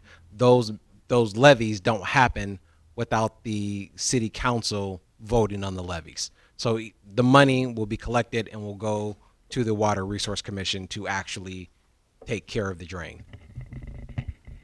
On follow-up, Pro Tem. Oh, yes. So what's been a historical perspective of this from an administration standpoint? The young lady stated that the city has paid for this before, not charged the residents. So what's been the historical perspective over the years concerning this particular levy? So Ms. Prater has been here historically, so I will let her answer that. But in her original answer, she said that generally, exactly what we're asking you to do is what has been done. But during COVID, 1 year, the city opted not to put this on the levy and to just pay out of it for our funds. But beyond that 1 year, I'm not sure what happened. Yeah, and I asked, and there was really no one that can tell me anything different than just that 1 year that the city opted to pay their portion in addition to the residents' portion. And just to give you just an idea of the amounts, in the memo, it kind of states that 99% of the minimum and the maximum, so the average amount to cost to the residential citizens is only between 3 cents and $20. That is the 99%. So that is the fee that will be charged. It's very minimal. And for the city to pay their portion out of the general fund, we have more than enough resources there to cover the city's portion again, which is $38,000. We have about $6 million, in the general fund. And in terms of the amount that we have budgeted for the maintenance, the drain maintenance, Oakland County, we have $500,000 budgeted, and we are only, paying the $38,000 out of the city's portion. So we have more than enough money to cover it. Thank you. I'm all set. Councilwoman Rutherford? You just answered my question. Thank you. No questions. No problem. Councilman Parker? Okay. Thank you. So we're not going to pay this because, as I understand it, COVID is still here. So if we paid it a year for COVID, why are we not still deciding to pay it for COVID? I'm not 100% sure. I'll defer to the deputy to answer that. So obviously, none of us were here when the decision was made not to put this on the tax levy. But I can say that while we do still have COVID, the general conditions of COVID have changed in such a way that many individuals are back to work, and the thought pattern is that when we chose to take this burden away from residents, it was because it was an overburden. And we are trying to slowly get back to a situation where we are putting burdens back where they historically have been. So the city is not taking on more than it can bear. And to add to that, we are talking about the 2020 winter tax season. The 2021 winter tax season, we spread it, you know what I'm saying? So we didn't spread it, I believe, 2020. We spread it 2021. We're asking for you to approve us to spread it 2022. So it would be, if we weren't going to spread it, we would not have spread it, last year for COVID. You know what I mean? So we would have taken the 2020, 2021 season and not spread it. And then this year, since things are picking back up, I don't see where we should spread it, not spread it, then spread it. You get what I'm saying? So just some, a little consistency there. One more follow-up question. Paragraph 2 says that the residential parcels will be assessed an average of 3 cents to $20 for the fiscal year 2022. But down here, paragraphs 1, 2, 3, 4, 5, 6, it says that the respective assessment to the homeowners in their respective drain district would be 57 cents to $88. So there are many different drains. So the 57 to 88 cent is a minimum and maximum of all drainage, 100%. The paragraph that you spoke about with the 3 cent to $20, that is the 99% of all drains. Okay, so this is across all the drains.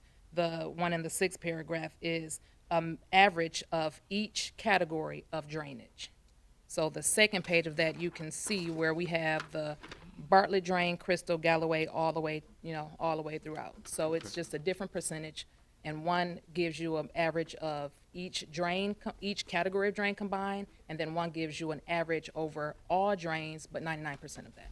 And last question, if I may. And so there will be ample notification given to the residents that their taxes will be increasing based on this?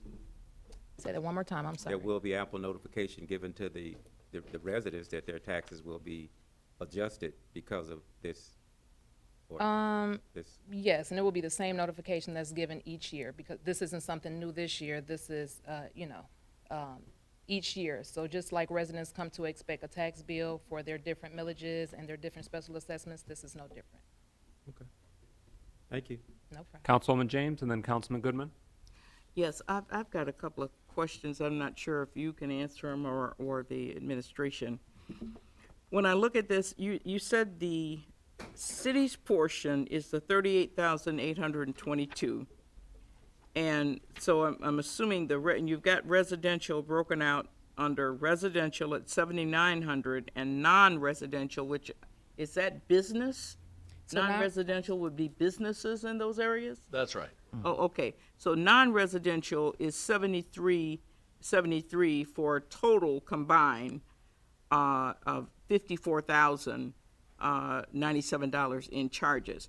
Now, last year, when the council opted to pay a portion, did they pay the residential as well as the non-residential?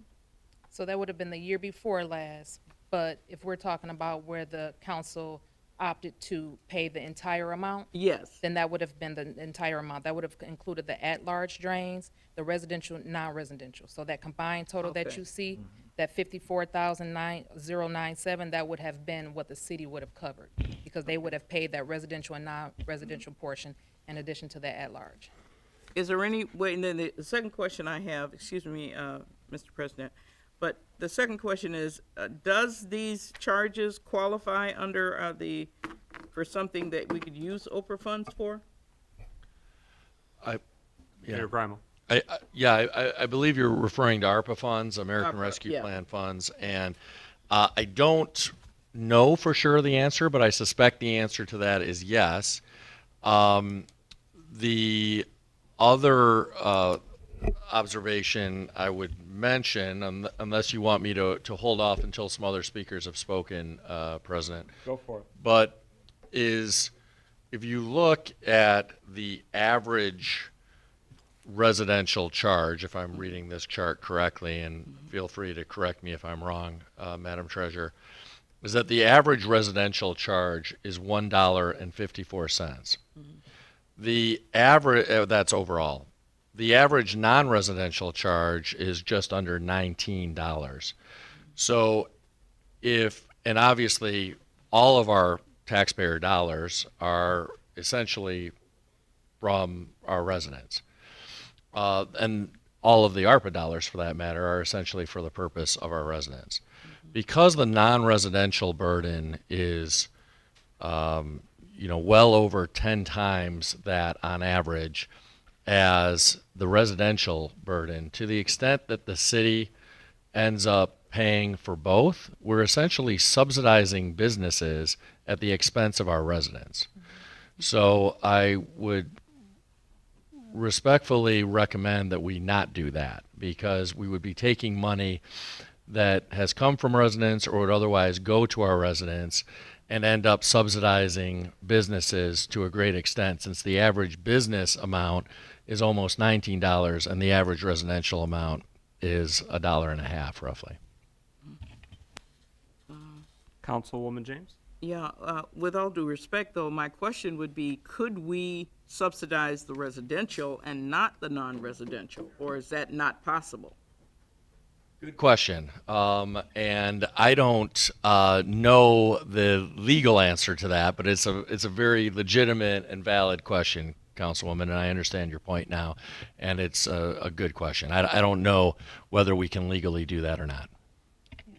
I'm not sure either. That would be a question for, the law department. Councilman Goodman. I kind of use my time to return to answer that specific question about what we can do. I mean, personally, just off the cuff, without looking at any research or law, I would say no, because then you're treating groups differently for what reason, and there's no legal justification for that. Thank you. And based on that, it does change one of the questions I have, but I still want to ask it. When it comes to paying for this, is this in the line item for the money that we have budgeted for the Water Resource Commission out of that what was it, the $500,000 that you said? Yes.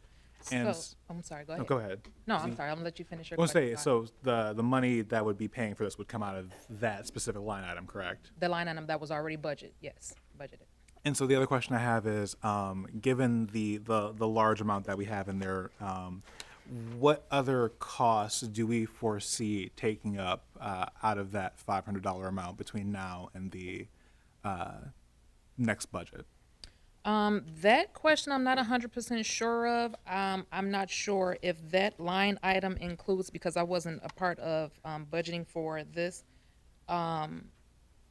I'm not sure if any services that DPW has, have to, because they're involved in the drains and lake levels as well. So I'm not sure if that budgeted amount includes, budgeted items for DPW. As the mayor stated, there are drains.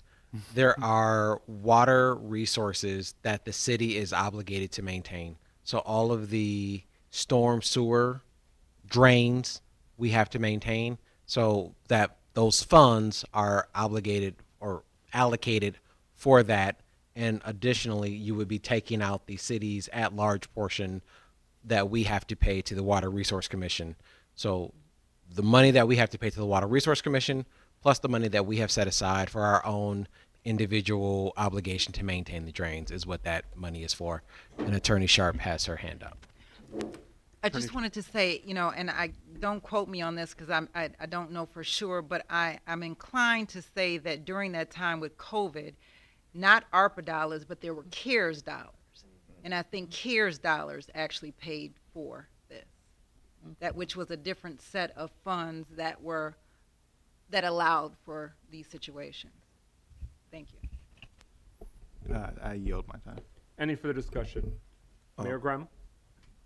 Well, just a question, and I don't mean to put you on the spot, Treasurer, because I don't know if you happen to have this information at hand, but I was wondering, since the city apparently had made a decision a year ago to levy this amount on both residents and non-residential properties, if you happen to know what the average amount was for residential properties a year ago, that is to say, is the average of $1.54 per property more or less than the amount levied last year? Honestly, I don't know the exact amount, but I believe it was less. The average was less last year than it is this year. Okay. I'm sorry, less this year than it was last year.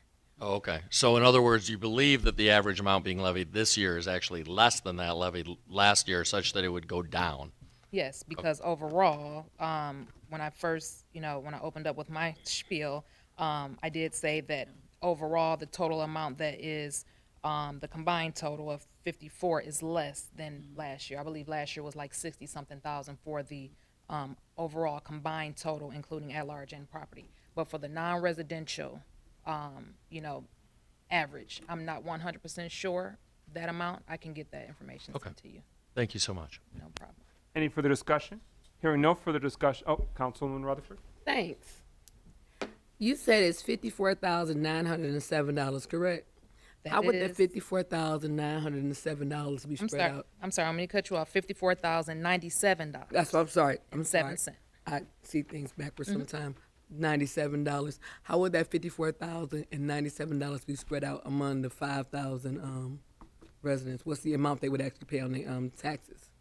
Okay, so the amount that would be spread to the residential. That's what To the residential will not be that 54. That 54 includes the city's portion. Okay, So so- the amount that would be spread to the city of Pontiac residents will be the 15,274. So that 15,274, 99% of the amount is that, I think, $1.54. So I it's just wanted to very, just- yeah, so very it's minimal. $1.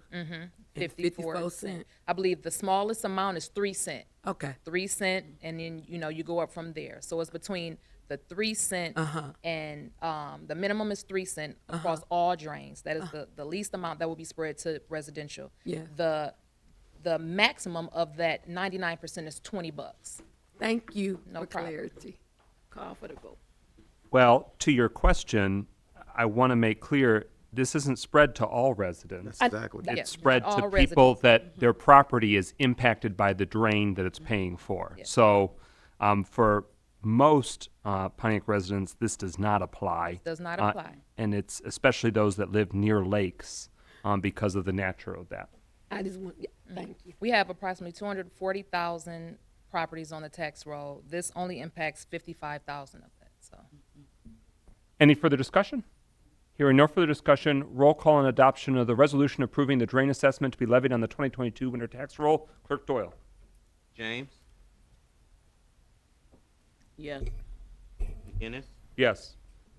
Parker, Yes. Rutherford, Yes. Harrington, Yes. Goodman. Yes. 6 yeas, no nays. Thank you. That motion carries. That concludes agenda items. We're now at public comment. Pro Tem Carrington.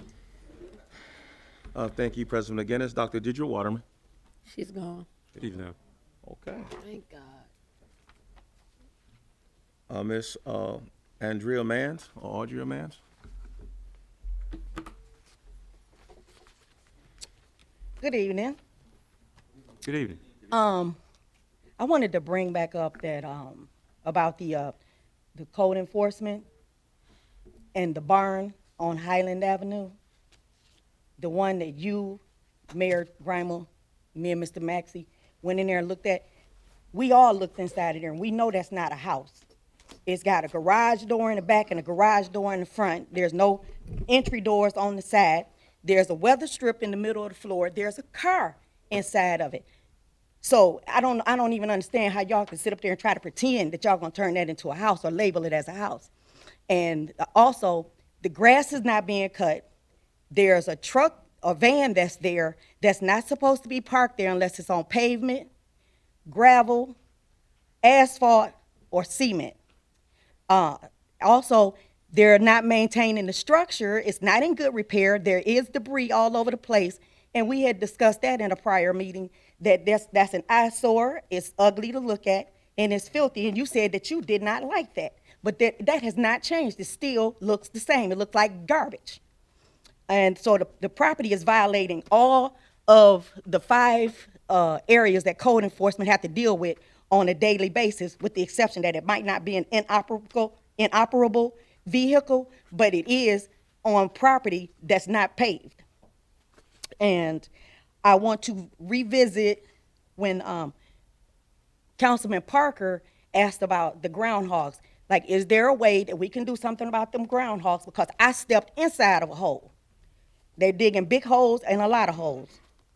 And back to the property, the grass has been well over 8 inches, and you all sent out notices this year talking about what you were gonna do if the property grass was over 8 inches. And I don't know if y'all did anything, but I know the fines are supposed to be like, what, 100 for one notice, 200 for another one, 500 for any subsequences. And so at the end of this, I would like to say, I wish that I could get the same explanation about that barn that you just gave about the healthcare plan. So that's all I would like to say today. Thank you. Thank you. Mr. Bill Maxey.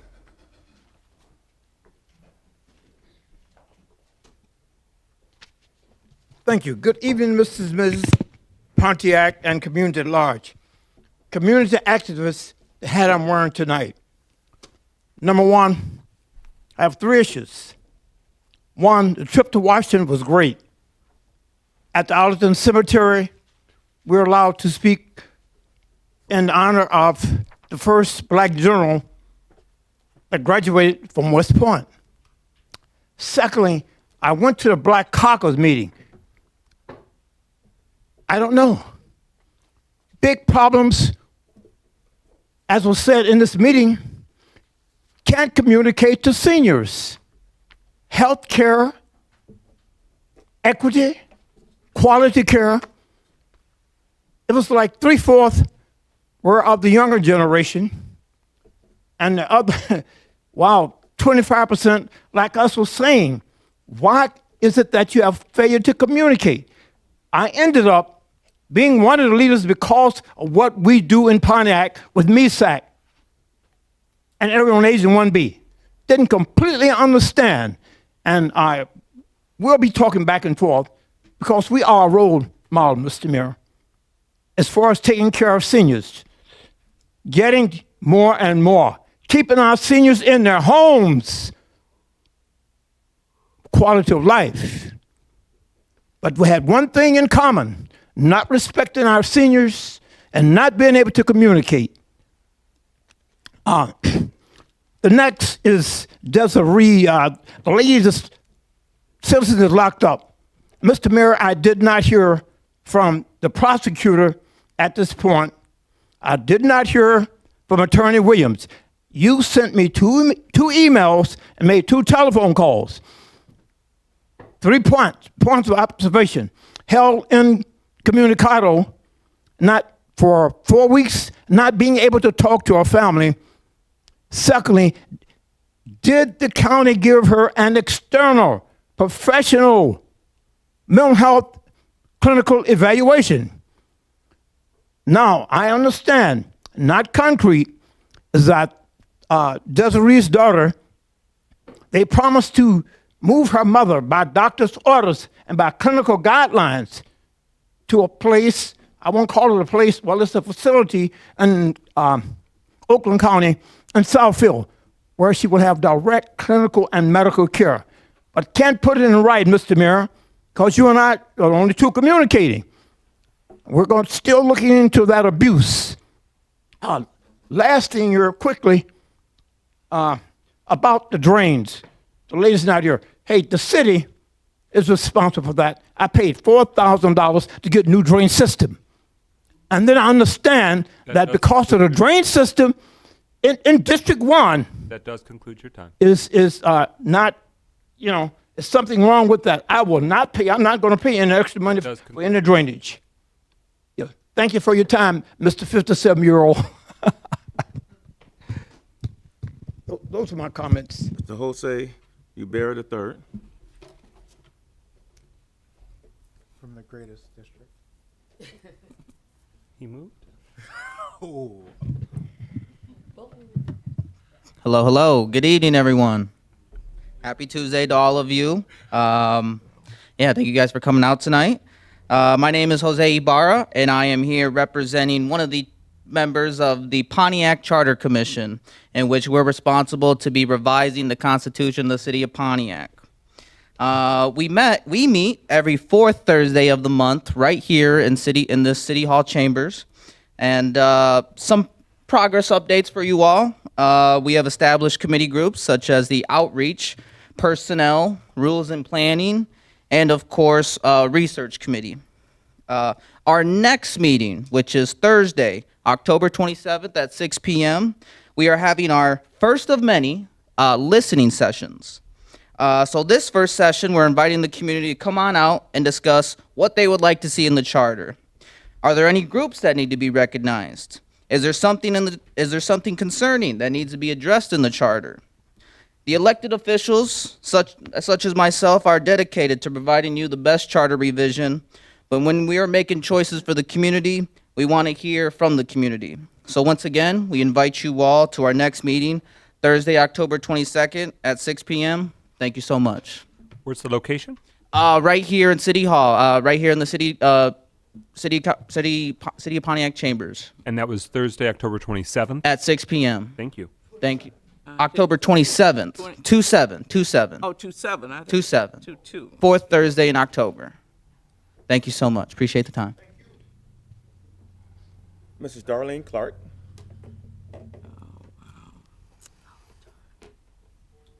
Good afternoon. I'm speaking as a resident of Pontiac only. First, I want to say a couple of things, and thank you to District 6 Council person. We had a very beautiful, quiet council meeting last week, and a lot of people were very proud of that. They really loved it, on air and off. What I want to say also, I live in District 1, and District 1, and the reason I'm so strongly about District 1, because District 1 has never been put in the position, even when General Motors was there, in the conditions that we are today. Now, a lot of council people, again, like I spoke last week, seem to think that the people are attacking you. that is farthest from the truth. But you are attacking your people. Each district is attacking residents who's trying so strongly to speak to you guys. We call that, in my world, a narcissist. And a narcissist is a person who is described as a self-focused, concern only for themselves, manipulate peoples in their lives. And some may have mental health conditions. This is on the health line side. Now, a response for narcissists who can't control people is this. Narcissists become extremely upset. Wait, let me read this over again. Sorry about that. A narcissist also gaslight, practice master manipulation, weakening and destabilizing their victims, which is the city of Pontiac, is what the Pontiac people feel that you're trying to do. They utilize positive and negative emotions on moments of tricks on others. They threaten, they can't, when a narcissist can't control you, they are likely to feel threatened and react with anger. They may even start threatening you. So with that being said, you have to hear the people. The people are now calling you the narcissist group. Now, District 1, I don't know how many people can come to District 1. We had a meeting on Saturday. We asked that there can be 2 different meetings. She has meetings at the Alley Cat. A lot of people don't go to the Alley Cat, and I'm one of them. Is there a meeting ground like the Boeing Center, which is in District 1, where the people can meet to discuss these issues without feeling threatened? So with the help of the other 6 council, since you can talk to District 1, please, please, please help us to reach her. Thank you. Ms. Gloria Miller.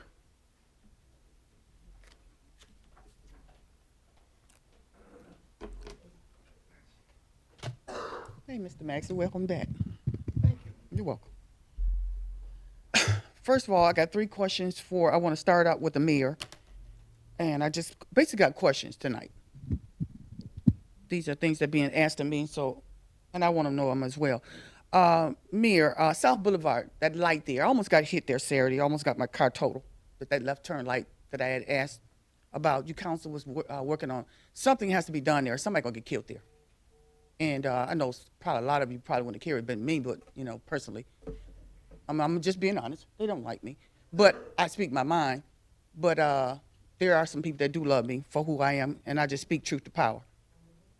And in this world that we live in, truth seems to be a bad thing these days. I don't know what's going on.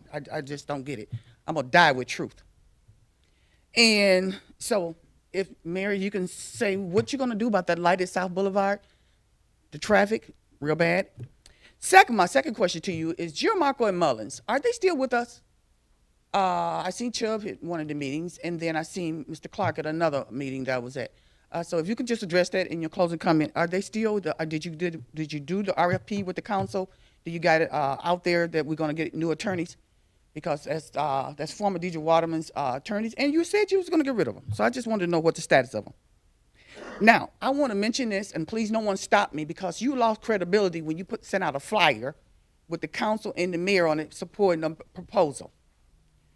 I talked to some attorneys about that, and they said you was borderline illegal doing that. We never did that as a council. You can't do that. You're telling me to pay taxes. Now, I can only speak for myself, and I had several other people that I spoke to, too. I, myself, is not going to vote for that. You can't even take care of what we got. Why would I give you more? I mean, just that's common sense. The city looks a disaster. I ride. I have nothing to do but to look at my city and pay attention and take pictures. Trash, debris. This young lady talk about, I've seen her house. I mean, where she lived. Beautiful home. What she's coming up here talking about, it is sad that she has to live with that. I would get a sign, get out there and start protesting and call the press. That's me. I'm an activist.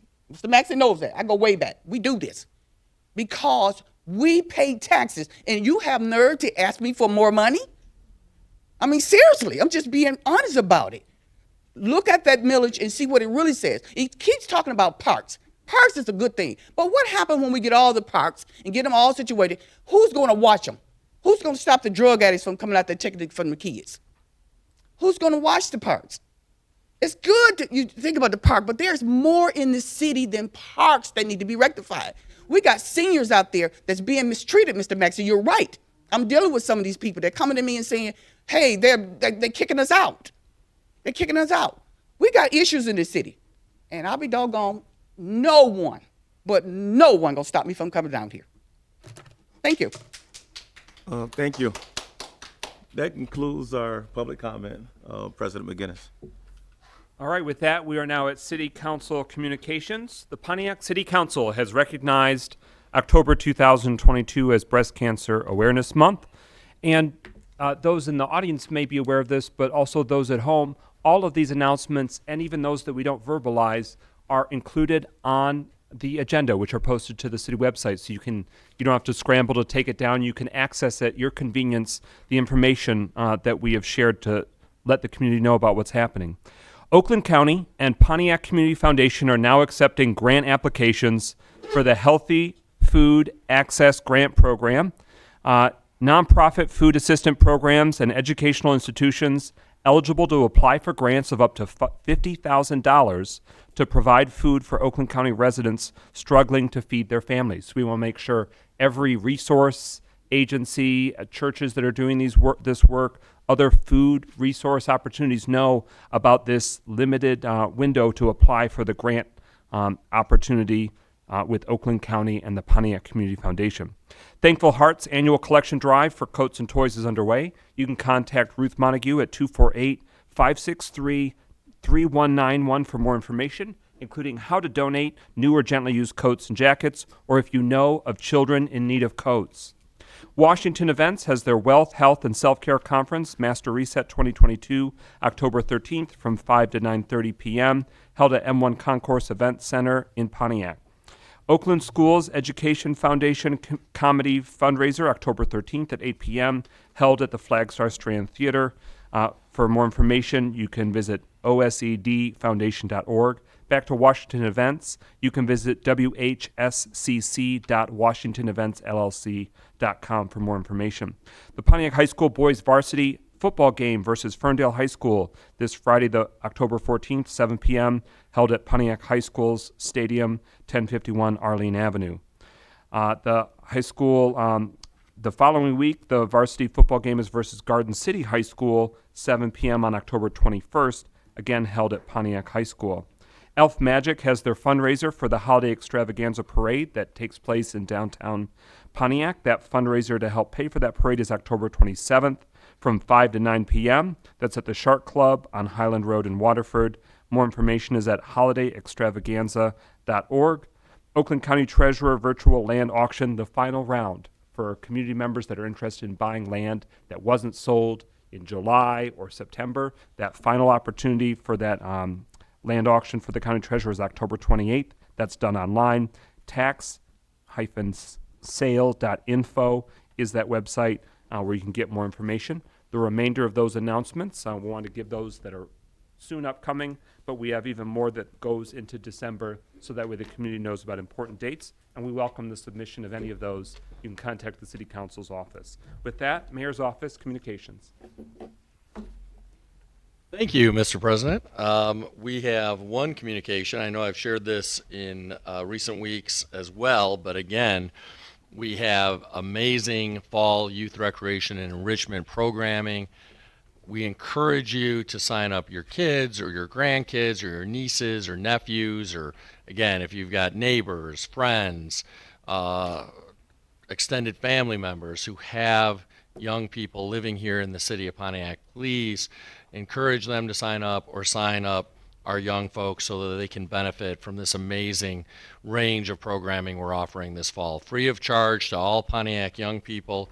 Please visit pontiacrecreation.recdesk.com. pontiacrecreation.recdesk.com. Thank you. Your closing comments, Mayor Greinle.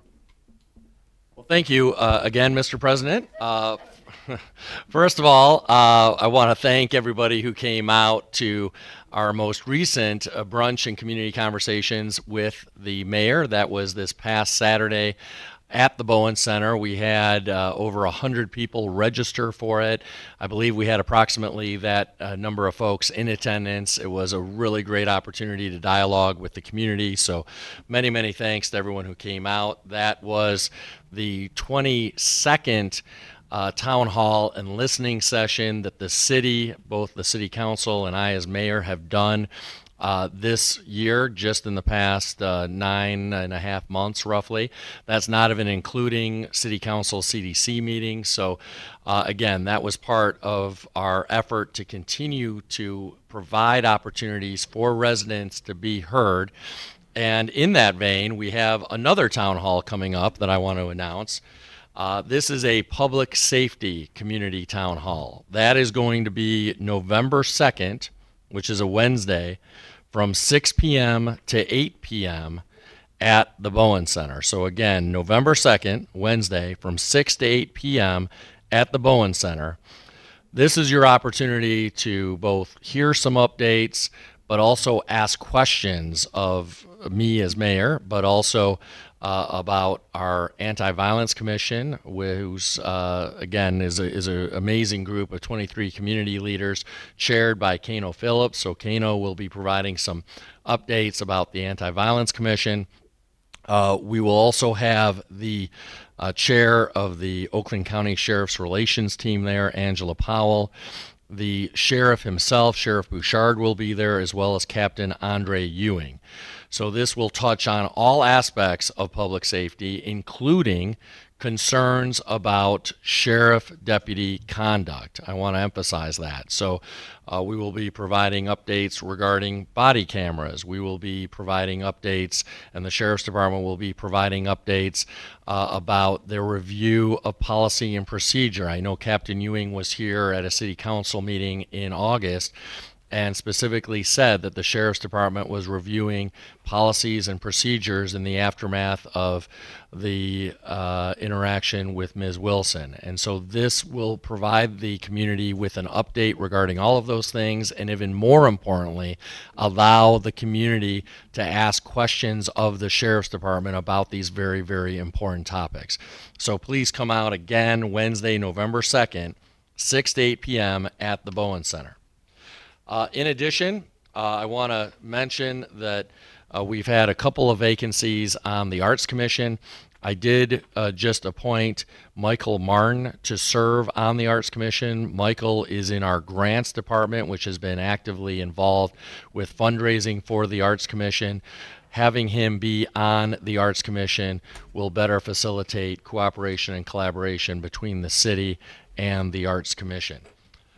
In addition, we have a lot of positions here at City Hall that we're still hiring for, and I encourage people who are interested in working for the city to go online and apply for positions that you're qualified for. In addition, I want to, on behalf of the school district, announce that the school district is hiring for a number of positions, and obviously the school district success is our community success, so it's really important that we hire as many people and fill these positions as quickly as possible, but also provide jobs to Pontiac residents. Those positions that the school district is hiring for include bus drivers, custodians, police authority officers, building substitute teachers. Those are full-time positions. In addition, there are part-time positions in the form of building helpers. So again, I encourage folks to go to the school district's website or to call the school district administration office and apply for any positions you're interested in. I also want to answer a couple of the questions that were posed this evening. First and most importantly, we had some questions about 404 Highland. This is the first time I was aware that their grass was long again, so I appreciate that update. I have already texted our code enforcement manager upon hearing that this evening, so we will make sure that we're enforcing our tall grass ordinance at 404 Highland. Again, I was not aware that that was a problem again. I know we had addressed that back in the late spring and addressed it then. I was not aware that it's a problem again, but we will address it. Similarly, I've alerted our code enforcement manager that there's debris on the property and to make sure that we're enforcing code at that address.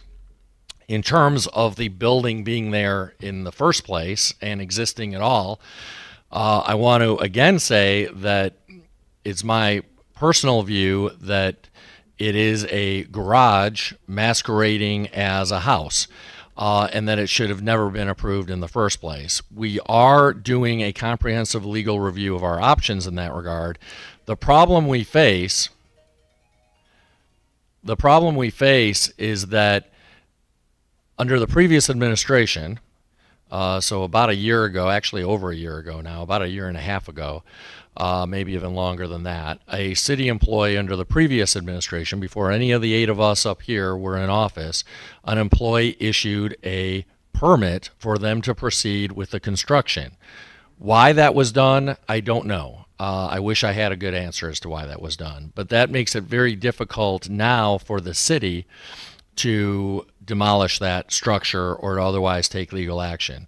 So we are doing a comprehensive legal review. I can tell you that I just had a conversation on Friday about this very matter, trying to identify exactly what our legal avenues are. But again, I want to say 2 things. It should have never been built in the first place. Why the city under the previous mayor authorized its construction, I don't know, I don't understand, and I wish I had a good answer for you. Secondly, regarding Ms. Wilson, I spoke at some length in the past week or 2 about Ms. Wilson's situation, but again, we take this very seriously. It is in the prosecutor's office's hands at this point. I have had more than one conversation with the prosecutor's office about it.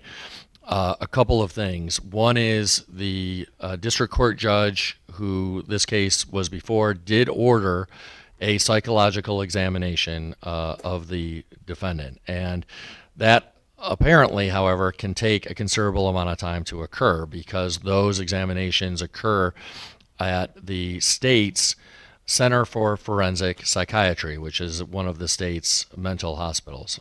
That is in the Ypsilanti area. There's apparently a long backlog to have that done. In the meantime, what the prosecutor's office has told me, and I've relayed this at past meetings, is that the family should provide any and all records evidencing a history of mental illness in terms of diagnosis or treatment to the defendant's attorney so that that attorney can get those in the hands of the prosecutor's office. According to the prosecutor's office, they have not been provided any evidence or documentation of a history of mental illness, and having that documentation would be very, very important, really essential in terms of seeking some diversion away from incarceration and to treatment for mental illness instead.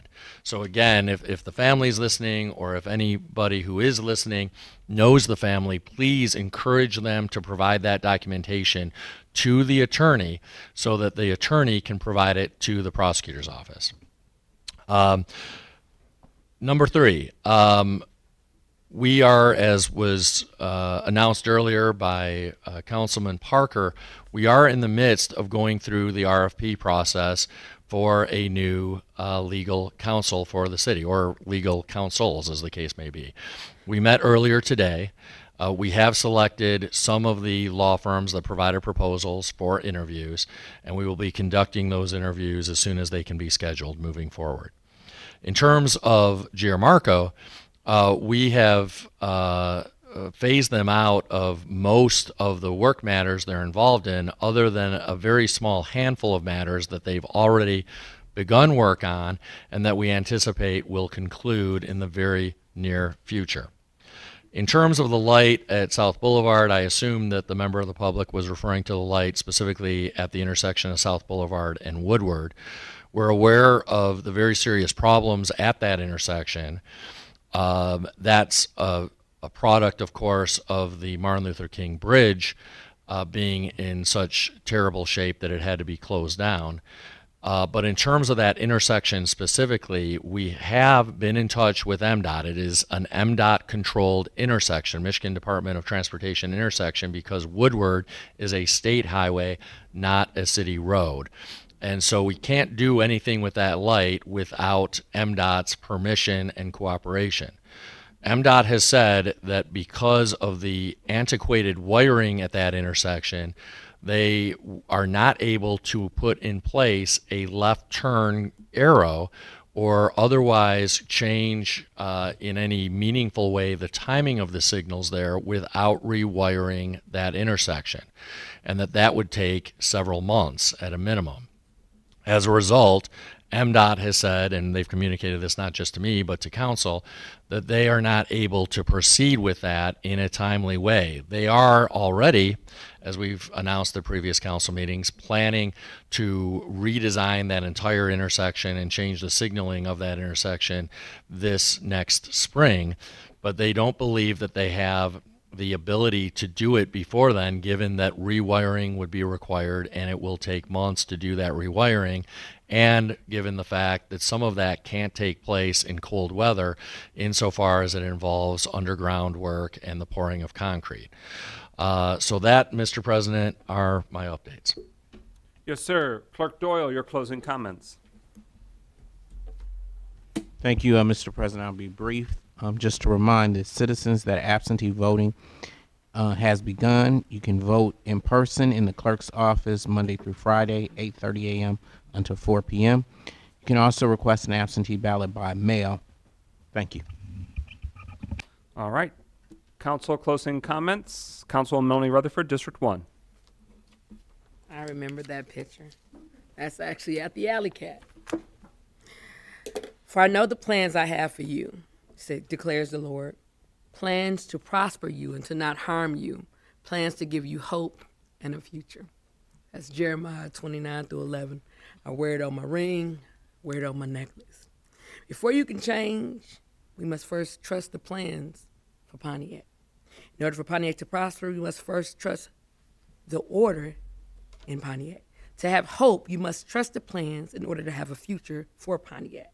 We must trust the plan, so that I ask everyone to trust the process. The process is never going to be easy because it wasn't easy getting us here. So it has to be a process. But if you trust the process, then you'll absolutely see the plan. My first announcement is in regard to voting, and although I can't tell people who to vote for, I can say, look at who's running. Do they add or take away from your community? Do they keep their word? Or do they simply tell you what you want to hear to steal your vote? So look at the ballot and research everyone, and I mean everyone. Don't just vote because you know them. Vote to see if they're voting for in your best conscience. Vote to see if they're doing their job. But whatever you do, please vote. I want to impress upon you the importance of community engagement. So I'm personally inviting you to the October District 1 meeting, October the 29th, 11 through 1 at 31 North Saginaw, also known as the Alley Cat. There you will hear from our guest speaker, the mayor. We also will have our community police liaison, as well as the owners of Ottawa Tower, and the McLaren Hospital. Lastly, I want everyone who is a survivor of breast cancer to know personally, for me, you are simply amazing. I especially want to shout out my friend, Miss Courtney Mills, who has survived cancer and is running an amazing business called Courtney's Juicy Juice. Lastly, if you are a woman looking for fellowship, I want to humbly ask you to attend the celebration of the Resilient Women's Brunch, Saturday, October the 15th from 11 to 1, presented by Pastor Barry. This woman exemplifies what it means to be a resilient woman, and I am sure all the women around you can be empowered because we as women can and do make the nation. And on that I say, good night. Thank you. Councilman Mikhail Goodman, District 3. You know, I will say that is a very solid video. If you haven't seen that yet about the transit millage, can't say what my opinion is, but if you go look at the video can. If you go look at the county's Twitter, you'll know my position on it. So good evening, everyone. I guess to start off with the lighthearted stuff first. Personally, I want to say I'm very excited with the mayor's appointment of Michael Martin to the Arts Commission. Separate of Michael being in the grants department, I have known him for a bit, and as someone who does truly care for the arts the way that he does, separate of his actual job, I am very happy to hear of that appointment for that vacancy. I do want to, I guess, bring up a very key thing that's happened over the past week. Two of the things that I've done in the past week have been resolutions acknowledging Indigenous people in the U.S. and elsewhere, obviously. And there has been a lovely, fun circumstance that's happened between last week and now, in which a person who I could possibly call a resident of the city reached out to me personally and decided to say, long live Christopher Columbus after last week's resolution passing. And then called me on Columbus Day, well, Indigenous Peoples Day, but to tell me Happy Christopher Columbus Day expletive. And it's just very funny because that happens, and all it does is show me that this is more than anything the right thing to do. It just goes to solidify that I know what I'm doing and why I'm doing it. So separate of that, I am very happy that both we acknowledge Indigenous Peoples Day as the city, but also as a city named after an Indian war chief, a Native American war chief, that we now have a formal land acknowledgement. And then, so one thing I do have to say, and this is not to put the mayor on front here, given the email of what happened in terms of the incident that happened at the Hope Warming Center over the past past day or so, in terms of what Captain Ewing had said, just goes to show we need to really push for the lights on the south end of Baldwin to be restored. They have been out for, I'd say, far too long. And given the number of homeless and housing insecure people who live there who rely on that shelter to be safe, as well as the surrounding area, I think we really need to prioritize getting those lights fixed. I know that Al has been working very diligently on that, but I know it's probably above him in terms of why it's taking so long. So if there's any way that the administration can help with that, I'd be really appreciative. And separate from that, also, I have been forwarding and fighting to fix the couple different code enforcement and road repair concerns that my residents have brought me. And I've been working very diligently with Al and our District 3's new specific code enforcement officer, which I'm very happy to have, to be able to start really prioritizing things that are happening in the district to the person who will actually be solving them. So I look forward to seeing some things change and happen very fast here in District 3 in terms of getting things up to code.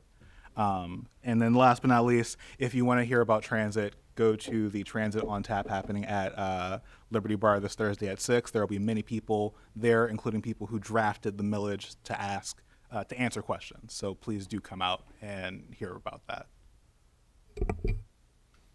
Thank you, Councilwoman Kathleen James, District 4.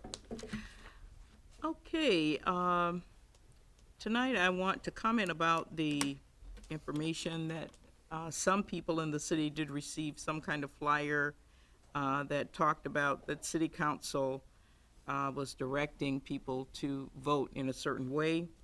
And I just want to say that I personally did not approve of that flyer. I have no idea who sent it out, but I want to make it clear that I have full confidence in the voters to make their choice, and that I don't need to do anything further other than, we voted to put that measure on the ballot because we felt it was a legitimate request on the part of the administration, and that it needed to go to the voters for decision. But I did not attempt to try to persuade the voters as to what decision they would make. So I just want to make that clear. Not sure how that got out, but I did not personally approve it. Secondly, I am very happy to announce that District 4 Community Council will hold our first in-person council meeting in the month of October, October 27th at 6 p.m. in the beautiful new Mount Moriah International Church on Walton Boulevard. So we'll be there at, yes, And we really appreciate Pastor Bishop Murphy's willingness to allow us to share his beautifully remodeled building. But we will be meeting there starting October the 27th, 2022 at 6 p.m. And we plan to, one of the things we're going to be doing is acknowledging several of our top Pride and Beautification nominees, winners. So it's going to be a great meeting. We will have food. I don't know if we're going to compete with Councilman Rutherford's plans, but we will have food, and so we're looking forward to having a great meeting. So if you're in District 4, please put it on your calendar. October 27th, 6 p.m., New Mount Moriah International Church on Walton Boulevard. Thank you. Thank you. Councilman William Parker Jr., District 5. Thank you, Brother President. Good evening, Councilman. Good evening, Pontiac and District 5. First, I want to thank our previous Council Miller for the information that she gave me last week regarding the property that was on Emerson. I did have a conversation with the owner of that property, and he has been working diligently to make it look like the residence that he says that it is. So I want to thank previous Councilman Miller for that information. I want to thank everyone who showed up for the Harrington Hills Awards celebration last week.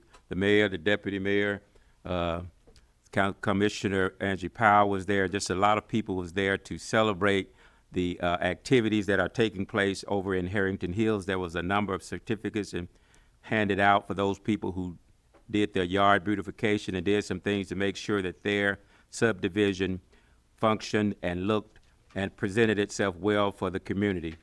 I want to thank all of I want to ask that the Pontiac School District, again, is asking for bus drivers. I know some of you are wondering why your kids can't get to school and they get there late. They're either not getting there or getting there late because they don't have enough bus drivers.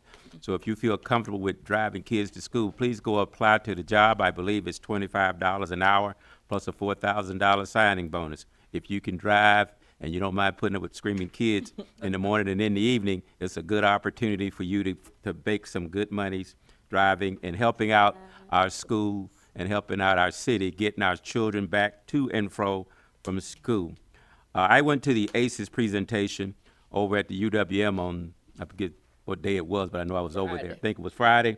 It was an excellent program, and I want to thank Pastor Keon Payton for putting it on and all the people he had there teaching. It was an excellent program, and I hope we can concentrate on getting something like that presented periodically in Pontiac. And lastly, I want to say, as Councilman James said, the flyer that went out that said council approved it, I didn't approve it, and did nobody call and ask me if they could use me to say that. So use it however you feel like you need to do it. I didn't say they could. And lastly, our CDC District 5 will be meeting October 13th. That's this Thursday, 6 p.m. in the Lions Den. Please come out. There will be some good things being discussed. The Galloway Park initiative that we're moving forward with, there's some good things that came from the meeting that we had with them earlier this week. We will certainly be discussing some other things and how to spend some of the funding that we have. And we just need your input to help our district to move forward. And I just want to, with that, I say have a great evening. Thank you. President Pro Tem William A. Carrington, District 6. Okay. You blind.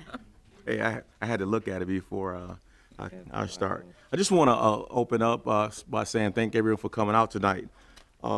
Just echoing a few of my council members, I just want to say that political organizations, lobbying groups, advocacy organizations can send out literature without the consent of elected officials.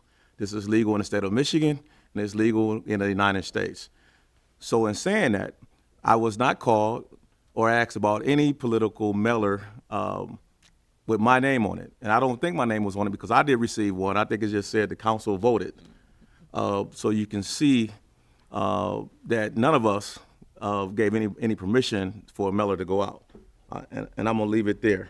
Some of the concerns, We Care Neighborhood Association met this past Friday And some of the lingering concerns is Glenwood Plaza.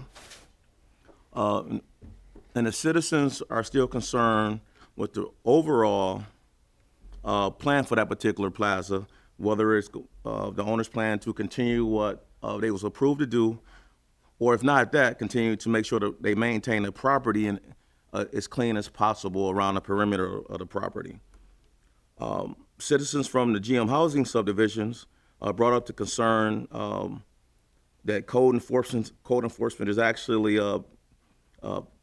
getting a little more aggressive, which is good.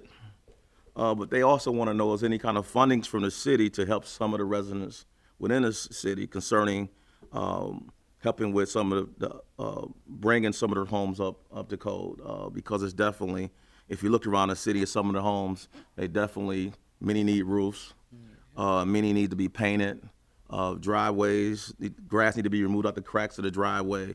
So definitely some residents have some issue meeting our code of our code structure here in the city of Pontiac. Linda Vista, it's also been a concern concerning cameras in high dumping areas within the 6th district. I know that we have the last council had a long discussion on this as well as this council. But I would definitely like to get some prices on particular cameras, because I would like to use as a 6th district project to get cameras up in high dumping areas within the 6th district. I think that's a priority.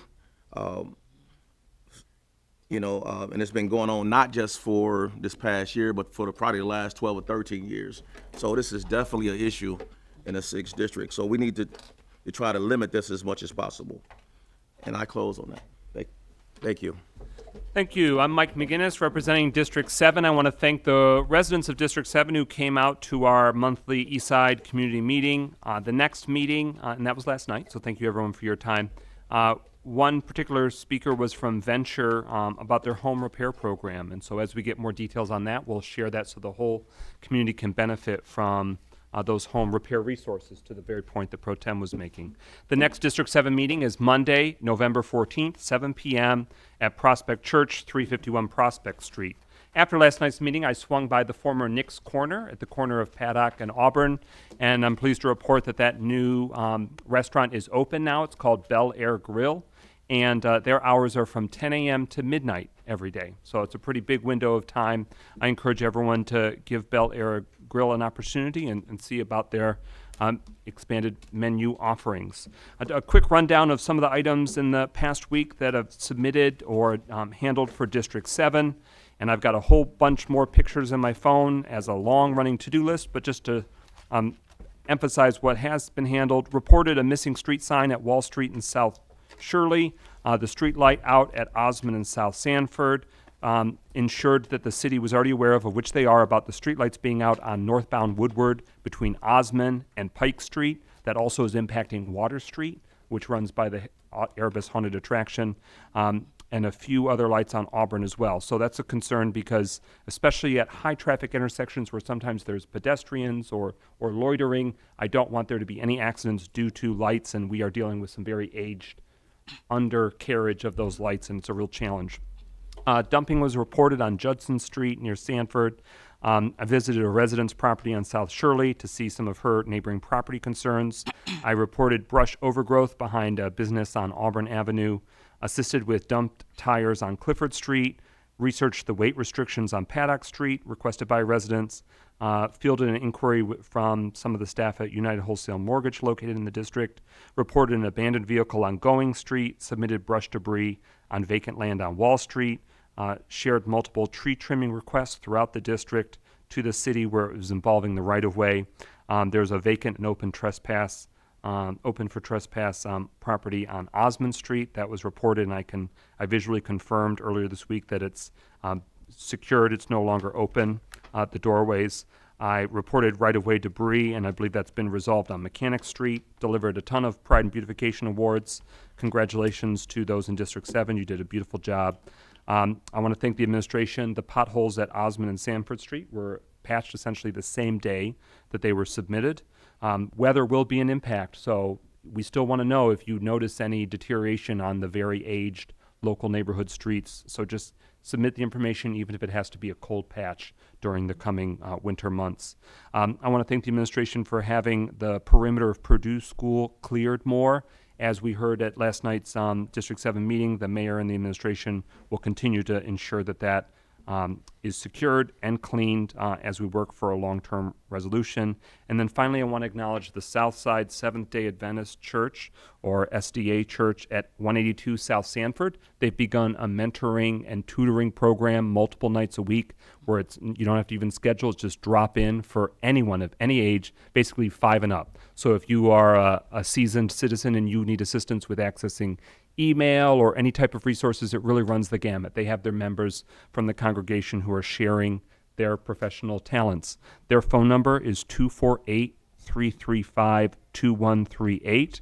Their address on South Sanford, just south of Auburn, is 182 South Sanford. They're doing that multiple weeknights in a row, and for future council agendas, we'll have all the details from there, but please, I encourage you to call them at 248-335-2138.